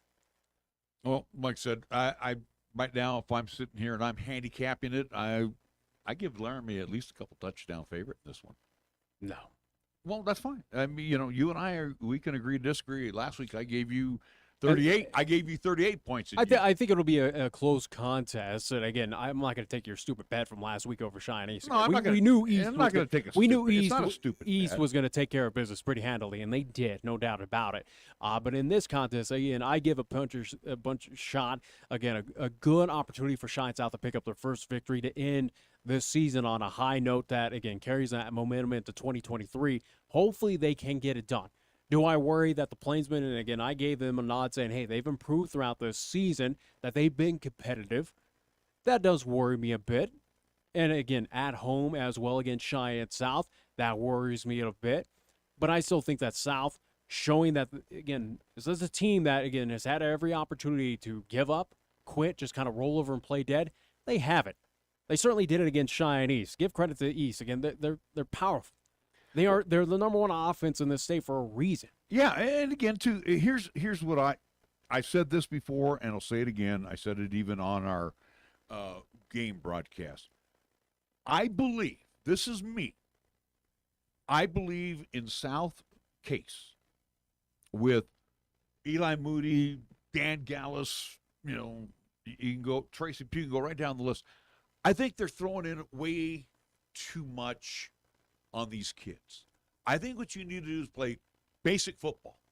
And basic football to me is either run a pro-style offense, run an I formation offense, run a veer offense, or run a run-and-shoot type of offense. You got way too – correct me if I'm wrong. How many motion penalties have we seen from South in the 3 games that we covered them because they cannot – It's not a substantial amount. Again, we've seen it out of Central. We've seen it out of East. It disrupts the flow, puts you behind the 8 ball right away. You're 1st and 15. We've seen that with East, and we've seen that with Central. Again, how many times we saw Central against East? These are programs that can put points on the board. Yeah, without a doubt. Like that. Yeah, again, you put yourself further behind the 8 ball. Again, if you are Cheyenne South with those penalties, without a doubt. But again, South is not the only one doing this, and it's not the only team that's getting affected by those penalties, especially regarding motion. So, it is what it is. Again, will simplifying it equate to more victories for Cheyenne South? I don't think so, because again, you become predictable. You become, again, you know what they're going to do at this point in time. Again, I give credit to Coach Eli Moody that so far what we've seen in years past with under head coach Dan Gallus to this season, at least they're airing the ball out. they're not keeping it to the ground where, again, those defense pretty much, again, if I'm a defensive coordinator for East, Central, or whoever throughout Class 4A, again, you pretty much go, we know they're going to run, but is it to the left? Is it to the middle? Or is it to the right? That's kind of the only guessing game with Cheyenne South in years past. This year, again, they're using Hernandez's arm. They did with Garcia as well, too. They're trying to air the ball. They're trying to, again, establish some of those motion plays that have been successful. Not often, but again, it's been successful more in years past. So I give him credit to that, where, again, don't become predictable. You were predictable. You were getting your brains beat out in the past couple of seasons. Go back, again, last year, the past 2 years, at least we'll say for the past 2 years for Cheyenne South, they were the most historically bad seasons in Class 4A football history. Well, if you go look at the numbers over the last 4 games, Nick, the numbers don't lie. This season, though, is not as, again, point totals and, again, differential, again, as I pointed out for the past couple seasons for Cheyenne South, again, they were historically bad. If not one of the worst, not in just this classification, but, again, in the state of Wyoming high school football history. This year, though, you look at the point differential, yeah, it's still pretty rough, but it's not as bad as what years past has been. Again, where I think that team was more predictable than this year's squad. Why go backwards when you're moving forwards? Where again, it's small steps. I think that's the key thing for Cheyenne South is you got to look for the small steps forward. And this again, it might be a tiny step forward, but it's a small step than where they have been in the years But you got to remember too, a lot of these coaches that come in, they bring programs or they bring philosophy in from where they were at before. And again, it's not going to mesh. You got to adjust to your talent. It's worked for programs. You got to adjust to what talent level you have on the field right now. And I think Moody has done that. I think realistically with Cheyenne South, if they became a run and shoot team, I think they would be a lot better off. I really believe it. I believe their strength, and again, especially on the offensive line, is a quick pop. Let whoever's the quarterback roll left, roll right. You got some good receivers. I'm not going to take that away from them. And I think you throw the football more than you run it. And that's a simplified offense to run and shoot. Trust me on that. Well, that's something that Coach Moody's going to have to, again, internally look, into his playbook for the upcoming, at least 2023 season to see, again, what he needs to retool and, again, assess of what players he's got coming back, what talent level he's got, and who knows what might be roaming the halls that he can recruit out for next season. Graduating a pretty big class, too, on this year's team. All right. We're going to keep it here real quick. I'm looking at – I don't have my watch on today. I'm really lost. Let's talk about the National Football League. We want to talk about other classifications, or at least our Friday night contests. Well, we'll get back to. I guess we'll keep it here on the high school side. Keep it here very quickly again. At least Class 4A, big one in Class 4A for Cheyenne Central. They get Rock Springs. They got to win. They should to be number 4. They should win. They should take care of business against the Tigers without a doubt. East, you can almost guarantee a win against Casper Kelly Walsh. Again, they should have no business losing to the Trojans. Again, East. Pretty much, they're in the passenger seat. Unfortunately, again, couldn't get that help from Natrona County to take down Sheridan. Again, it was a close contest there at Casper, but again, couldn't get that help to bring at least Sheridan Bronx down to 1 loss. So again, right now for Cheyenne East, it's pretty much you're in the passenger seat trying to drive a little bit. You just got a scoreboard watch what happens with Sheridan. Hopefully that they can lose coming up on at least this Friday night. But again, Cheyenne East, I think now Sheridan has a tough game. Again, at least for Cheyenne East, again, take care of business against the Trojans. Have an outside shot of being that number 1 seed, but pretty much definitive of that you're going to be that number 2 seed. Which again, I think for Coach Goff, you're happy with. Again, a 2 seed. Guarantees you that you got the 2 home playoff games again. If you make it to the state title game, guess what? It's a neutral site over here, at least over there in Laramie. Yeah, and that's the very key thing here, that you have at least 2 games. Because, for example, if 1 and 2 were to match up again, East and Sheridan, hey, they're not going to play at Homer Scott. They're not going to play at Okie Blanchard. They're playing in Laramie. Yeah. So, and this also will bode well a little bit for Cheyenne Central, getting at least that 1 home game. If they do win, for argument's sake, out of that 1-4, they got to go back to Homer Scott. They didn't play that bad up there in Sheridan. Yeah. And East would be home to, let's say, for Natrona. And again, too, East beat Natrona at Natrona. So right now, you look at our two schools here locally, playoffs don't look too bad for them. And I think right now, Cheyenne Central. The only match, Indians, again, you worry about their matchup again. If it's going to be, if they're a 4 seed taking on a 5, again, that could be either Campbell County or Thunder Basin. Again, they're going to give you tough fits, even though, again, Central took care of business on the road against at least both of those squads that, again, any given Friday night, something could happen again. We've seen that here in Class 4A throughout this entire season. So for Central, that's at least that first round matchup is the only thing I worry about is just whoever you draw in that 5 seed. If Central is to hang on to that 4 spot, again, Thunder, scary, Camels, again, can be scary as well too. Again, they've been able to pull off some interesting victories this season. So that's where for Cheyenne Central, yes, you have the benefit of being at home, but again, we've seen upsets all throughout Class 4A on the road, at home. It doesn't matter. And the ironic part for Cheyenne Central, they lost to Casper by less than 7. They lost to Sheridan less than 7 games. Their big loss, yeah. Their biggest loss was to East. And again, the good news if for Central, if they can get by game 1, get into the semifinals, and maybe get that upset. Yeah. Hey, you know what? I would like to see another East Central matchup. I think it's very well in the cards. I disagree slightly with what, again, David mentioned early on this program. Again, talking about there was about 5 teams, at least a 5-team race for that state title. I think right now, in my personal opinion, again, seeing how Class 4A and again seeing a lot of teams throughout this classification, I think it's down to Sheridan East. I think those are your 2 breadwinners right now that have a shot. I still don't believe in Natrona County. They did rally against Sheridan. Again, the Mustangs are beatable. And we saw that, again, early part of the season when they came down to Risky against Cheyenne Central. Cheyenne Central shot themselves in the foot in that contest. They should have won that game. They could shot down Wyatt Powell, the quarterback. But I still think that the Indians should have won that contest. They had good shots. Again, penalties was a big factor in that one, again, going against the Indians. So, again, Natrona County, I still don't believe in.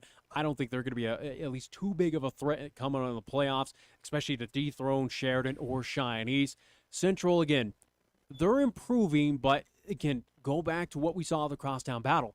East was a lot better than Cheyenne Central. And again, nothing's going to change if those two were to happen to meet up again in the playoffs. I think it would be a similar outcome, again, give the advantage to the Cheyenne East Thunderbirds. Again, we move on down. Campbell County's not upsetting Sheridan or Cheyenne East. Thunder Basin certainly isn't. No, Thunder Basin will be on the road. Yeah, but again, Thunder Basin, though, you could tell they've taken a step back. They graduated a lot of pieces that Thunder Basin's going through, at least their first growing pains as an institution. Again, with them just at least being recently a new high school here in the state. But like I said, East, Sheridan, in my opinion, it's one of those 2 teams, and I kind of guarantee stamp that one of those 2 is coming away with a 4A state championship, and that's it. Yeah, okay. I think fair. Like I said, this is why they play the playoffs. Oh, yeah. We'll see how things go. Class 2A, as we mentioned with David Settle, Travis Ramsa, not so much the surprise team. To an extent. What they've done. Yeah, what they've done over at Burns. It's impressive. Again, at least changing the guard. Again, Travis Ramsa in his first head coaching position as well, too. Let's make note of that. Again, taking over this Burns Bronx team.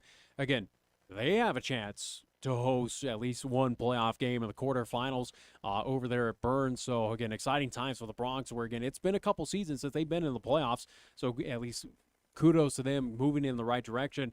Again, 2A, though, you look at, again, with Tongue River, which, again, Burns last year, if I remember correctly, again, was close in that contest. If not, I do believe won against the Eagles last year. But either way, though, again, with Bighorn, Tongue River, again, some of those teams, especially on the Eastern Conference side, and Lovell, it's going to be tough. Well, again, on the West, but again, for Burns to get to that state title game, it's going to take a lot. It's not an impossible feat for Travis Ramsa and his Bronx, but it's going to be a big hill to climb to get to that point to go play in Laramie. Like I said, they're going to be on the road. That's the toughest thing, but they have been road warriors. They got to take on the West.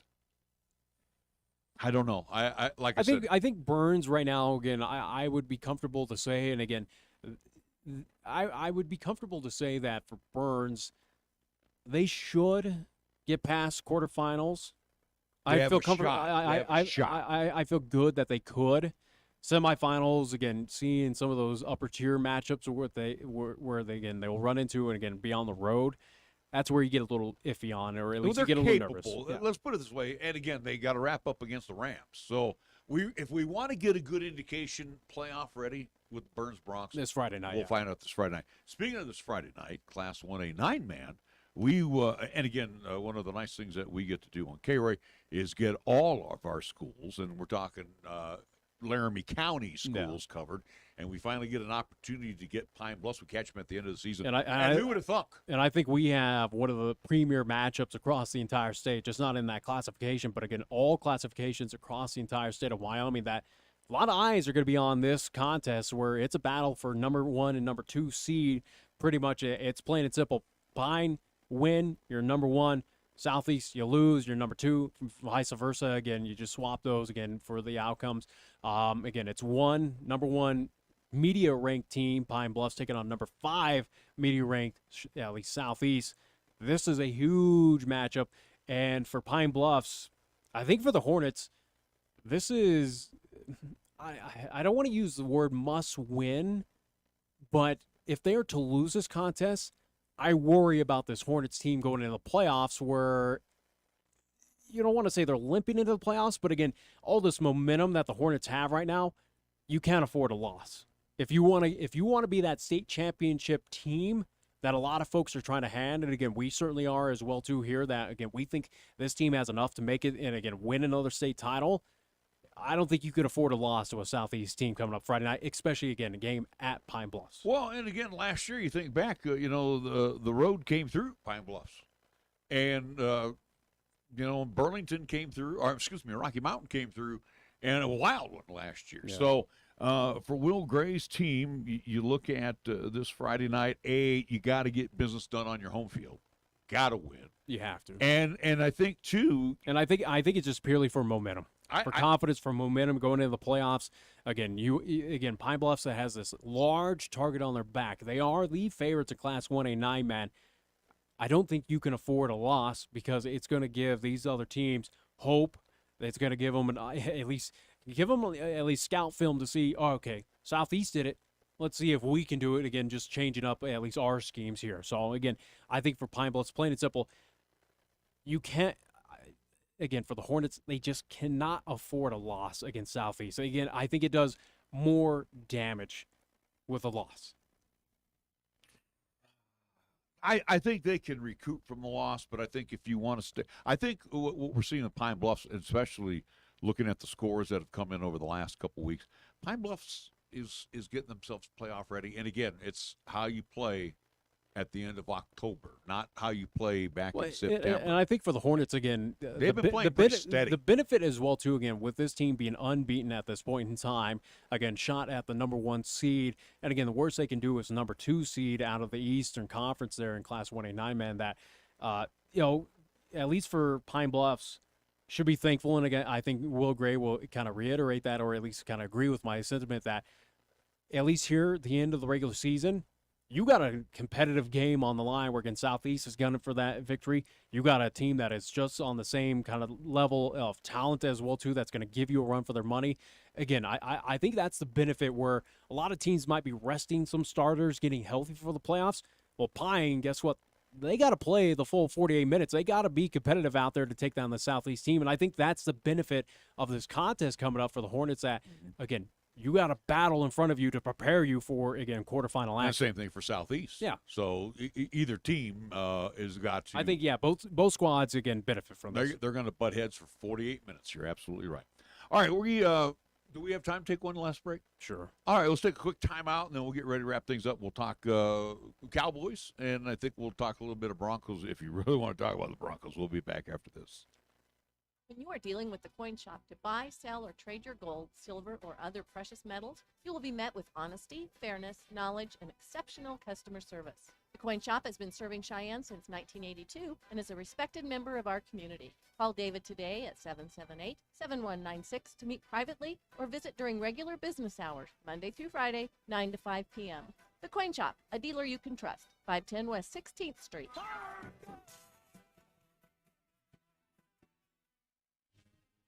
Cowboy fans, get ready for yet another wild Wyoming basketball season.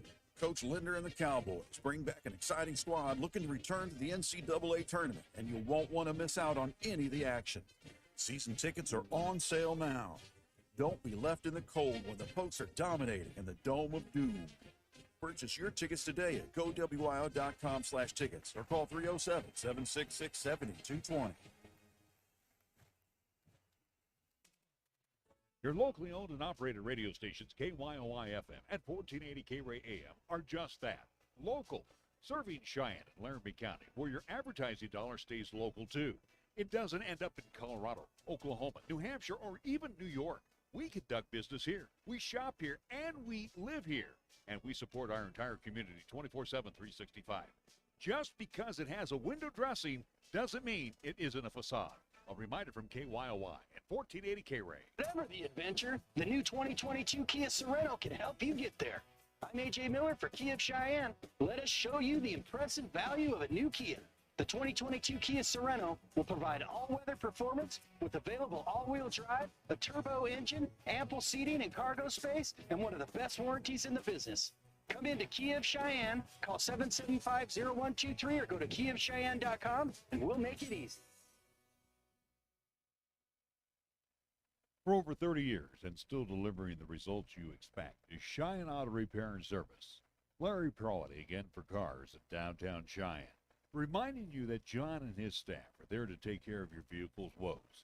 From an oil change and replacing windshield wipers to digging deep into fixing your heating and your air conditioning unit or fixing your brakes and shocks. You can depend on Cheyenne Auto Repair and Service for taking care of most minor repairs. And most importantly, John is a TechNet professional, which says he is one of the best nationally when it comes to getting your car or truck back on the road as soon as possible. Check it out online, technetprofessional.com. Don't wait till the last minute. Have your vehicle serviced by one of the best in Cheyenne. Cheyenne Auto Repair and Service at 604 West Lincoln Way. Call for an appointment at 307-632-0498.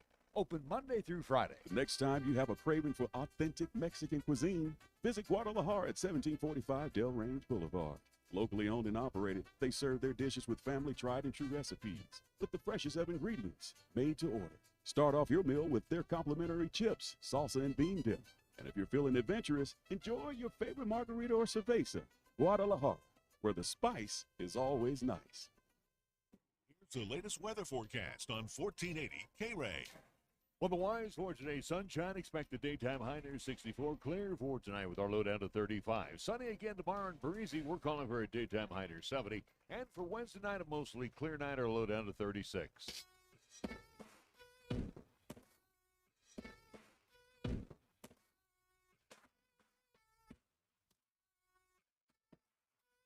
We welcome you back quickly to the Wyoming Cowboys who had the bye week. And again, I watched the New Mexico Lobo game out of Albuquerque here a couple weeks ago. Oh, my. The Mountain West is just...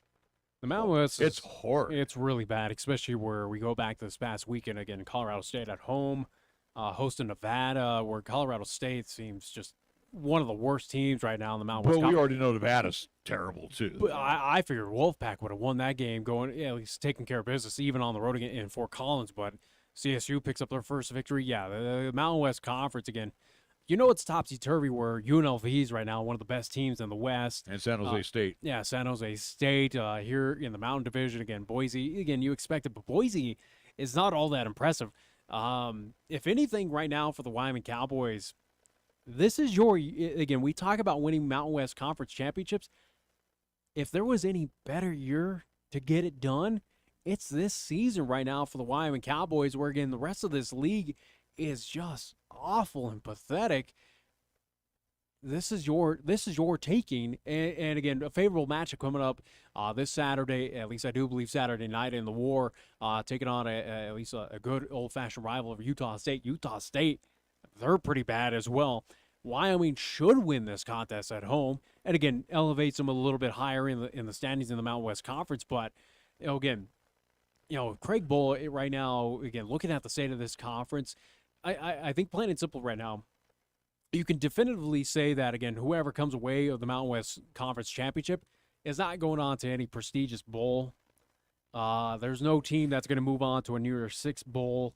That pretty much it's going to be your what Mountain West has bid for and bought into as a bowl. That's all you're going to get for teams.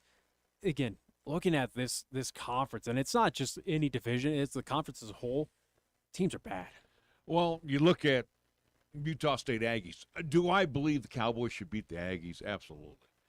Cowboys are. I'm surprised at the line, though. The Cowboys are only 4.5-point favorites. Yeah, a little surprising. Really, I mean, but that's how odds makers are looking at the Mountain West. It's an absolutely awful league. It's kind of any given Saturday, where again we talk high school football, any given Friday. It's same with the Mountain West Conference, where again any given Saturday anyone could pull it off. And again, that was a surprising thing from this past weekend against CSU, who's been getting their brains beat out in the past couple contests. They found a way to beat Nevada. I thought Nevada should have won easily. Well, and you look at the Cowboys, they're scoring 23 points a game. They're giving up 26. And again, that's that big loss they had against Illinois in the beginning of the year. Utah State scores 20. They give up 32 points. And it's funny, the over-under is 41.5. I think fair. Don't you think they should score more? Since Aggies give up. Not really. Well, and again, who knows what's inflated from the Aggies? Again, they had at least some interesting non-conference opponents as well, too, that might have inflated that. But here's the deal. Seeing that schedule. If the Cowboys lose to the Aggies on Saturday night, I'm going to sit there and throw my arms up and say, this has got to be the worst division. And correct me if I'm wrong, isn't it, they have like the worst teams in the in college football? Don't the Mountain West have like about 4 of the worst teams at the bottom? Of the I don't know like what that? specifically you're talking about. Again, ESPN does a bottom. I think CBS does it, if I'm not mistaken. ESPN has their own, and I wouldn't doubt. CSU has been at a couple of bottom of the list. Hawaii's down Hawaii, there. I've seen as well too. So again, yeah, it's certainly you're seeing a lot of these teams sneak into again what is kind of experts' opinions of again worst teams in college football, or at least in Division I football. So it is what it is. But yeah, again, I would agree with those sentiments. Again, looking at some of these scores and looking at just some of this play style and just these teams, the Mountain West Conference, it is of these non-Power 5 conferences, Mountain West has got to be one of the worst. That again, how they beat up on each other. Again, it's any given Saturday.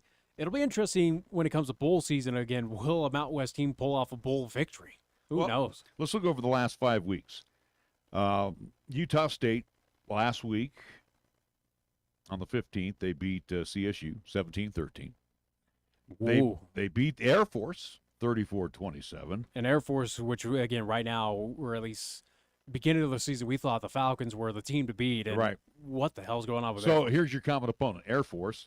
Utah State wins 34-27. Cowboys win 17-14. Here's another common opponent, BYU. They lost at BYU like the Cowboys did. They lost 38-26. Cowboys lost 38-24. Similar, okay. They have also lost to UNLV 34-24, and Weaver State kicked their butt 35-7. So again, 4.5-point favorite for the Cowboys. I think fair. I mean, like I said, if Utah it's State, a very evenly, it's a very evenly matchup game. You don't have to worry about rarefied air at War Memorial Stadium. So again, is this an evenly matched game against the Aggies?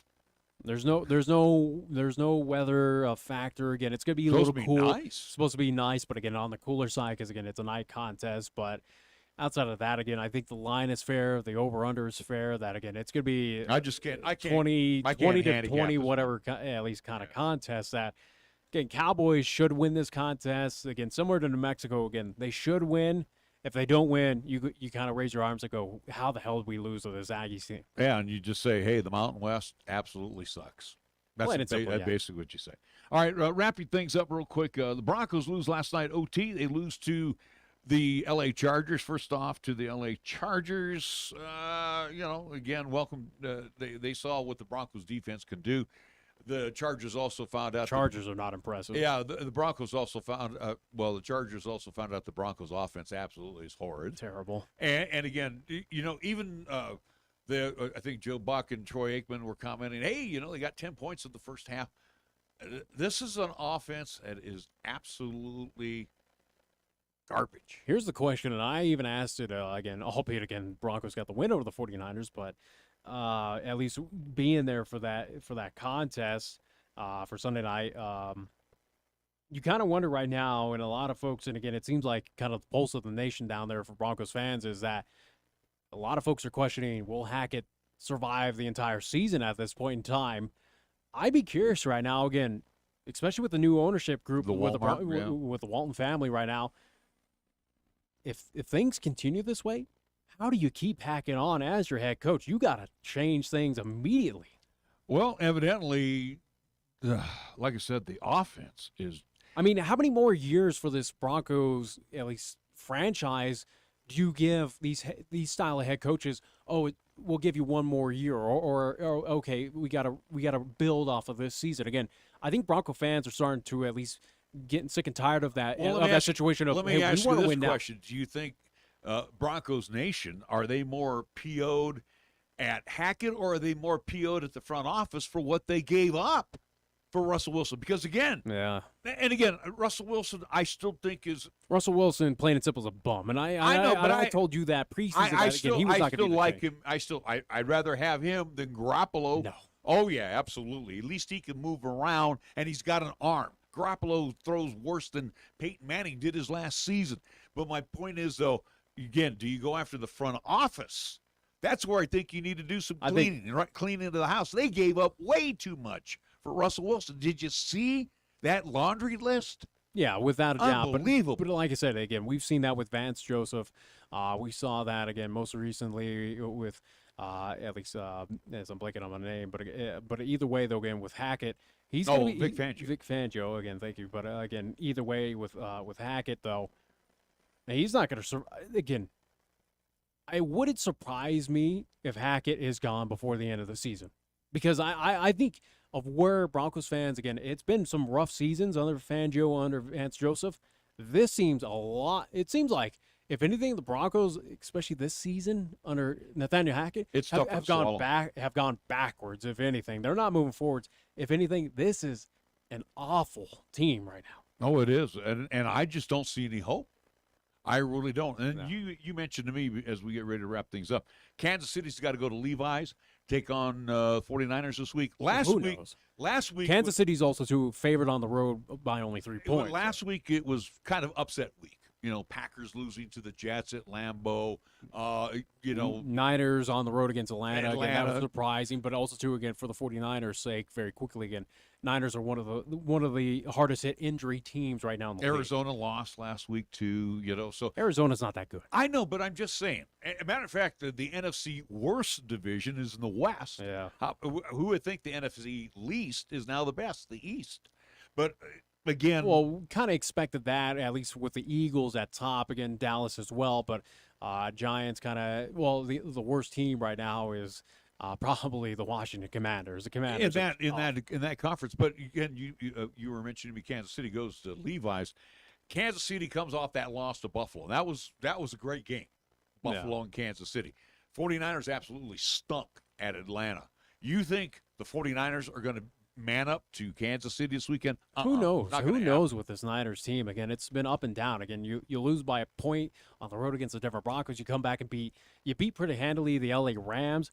Who knows? You gripe and moan about Russell Wilson. I'm going to always be on the Garoppolo. He's getting paid way too much bandwagon. He's not that good of a quarterback. You said he got him. You got no other option because, again, your main guy that was supposed to go is injured now. Well, you know what? This is where I go after the front office.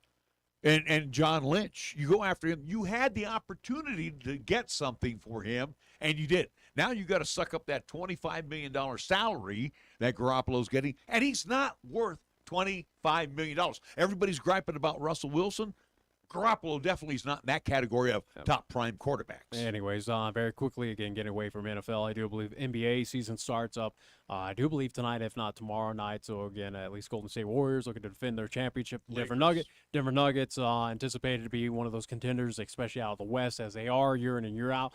Plain and simple for the Nuggets. Got to remain healthy, and we shall see. But, again, NBA starts up again tonight. Again, Hockey. NHL's already been underway as, again, clear odds-on favorite to win the Stanley Cup.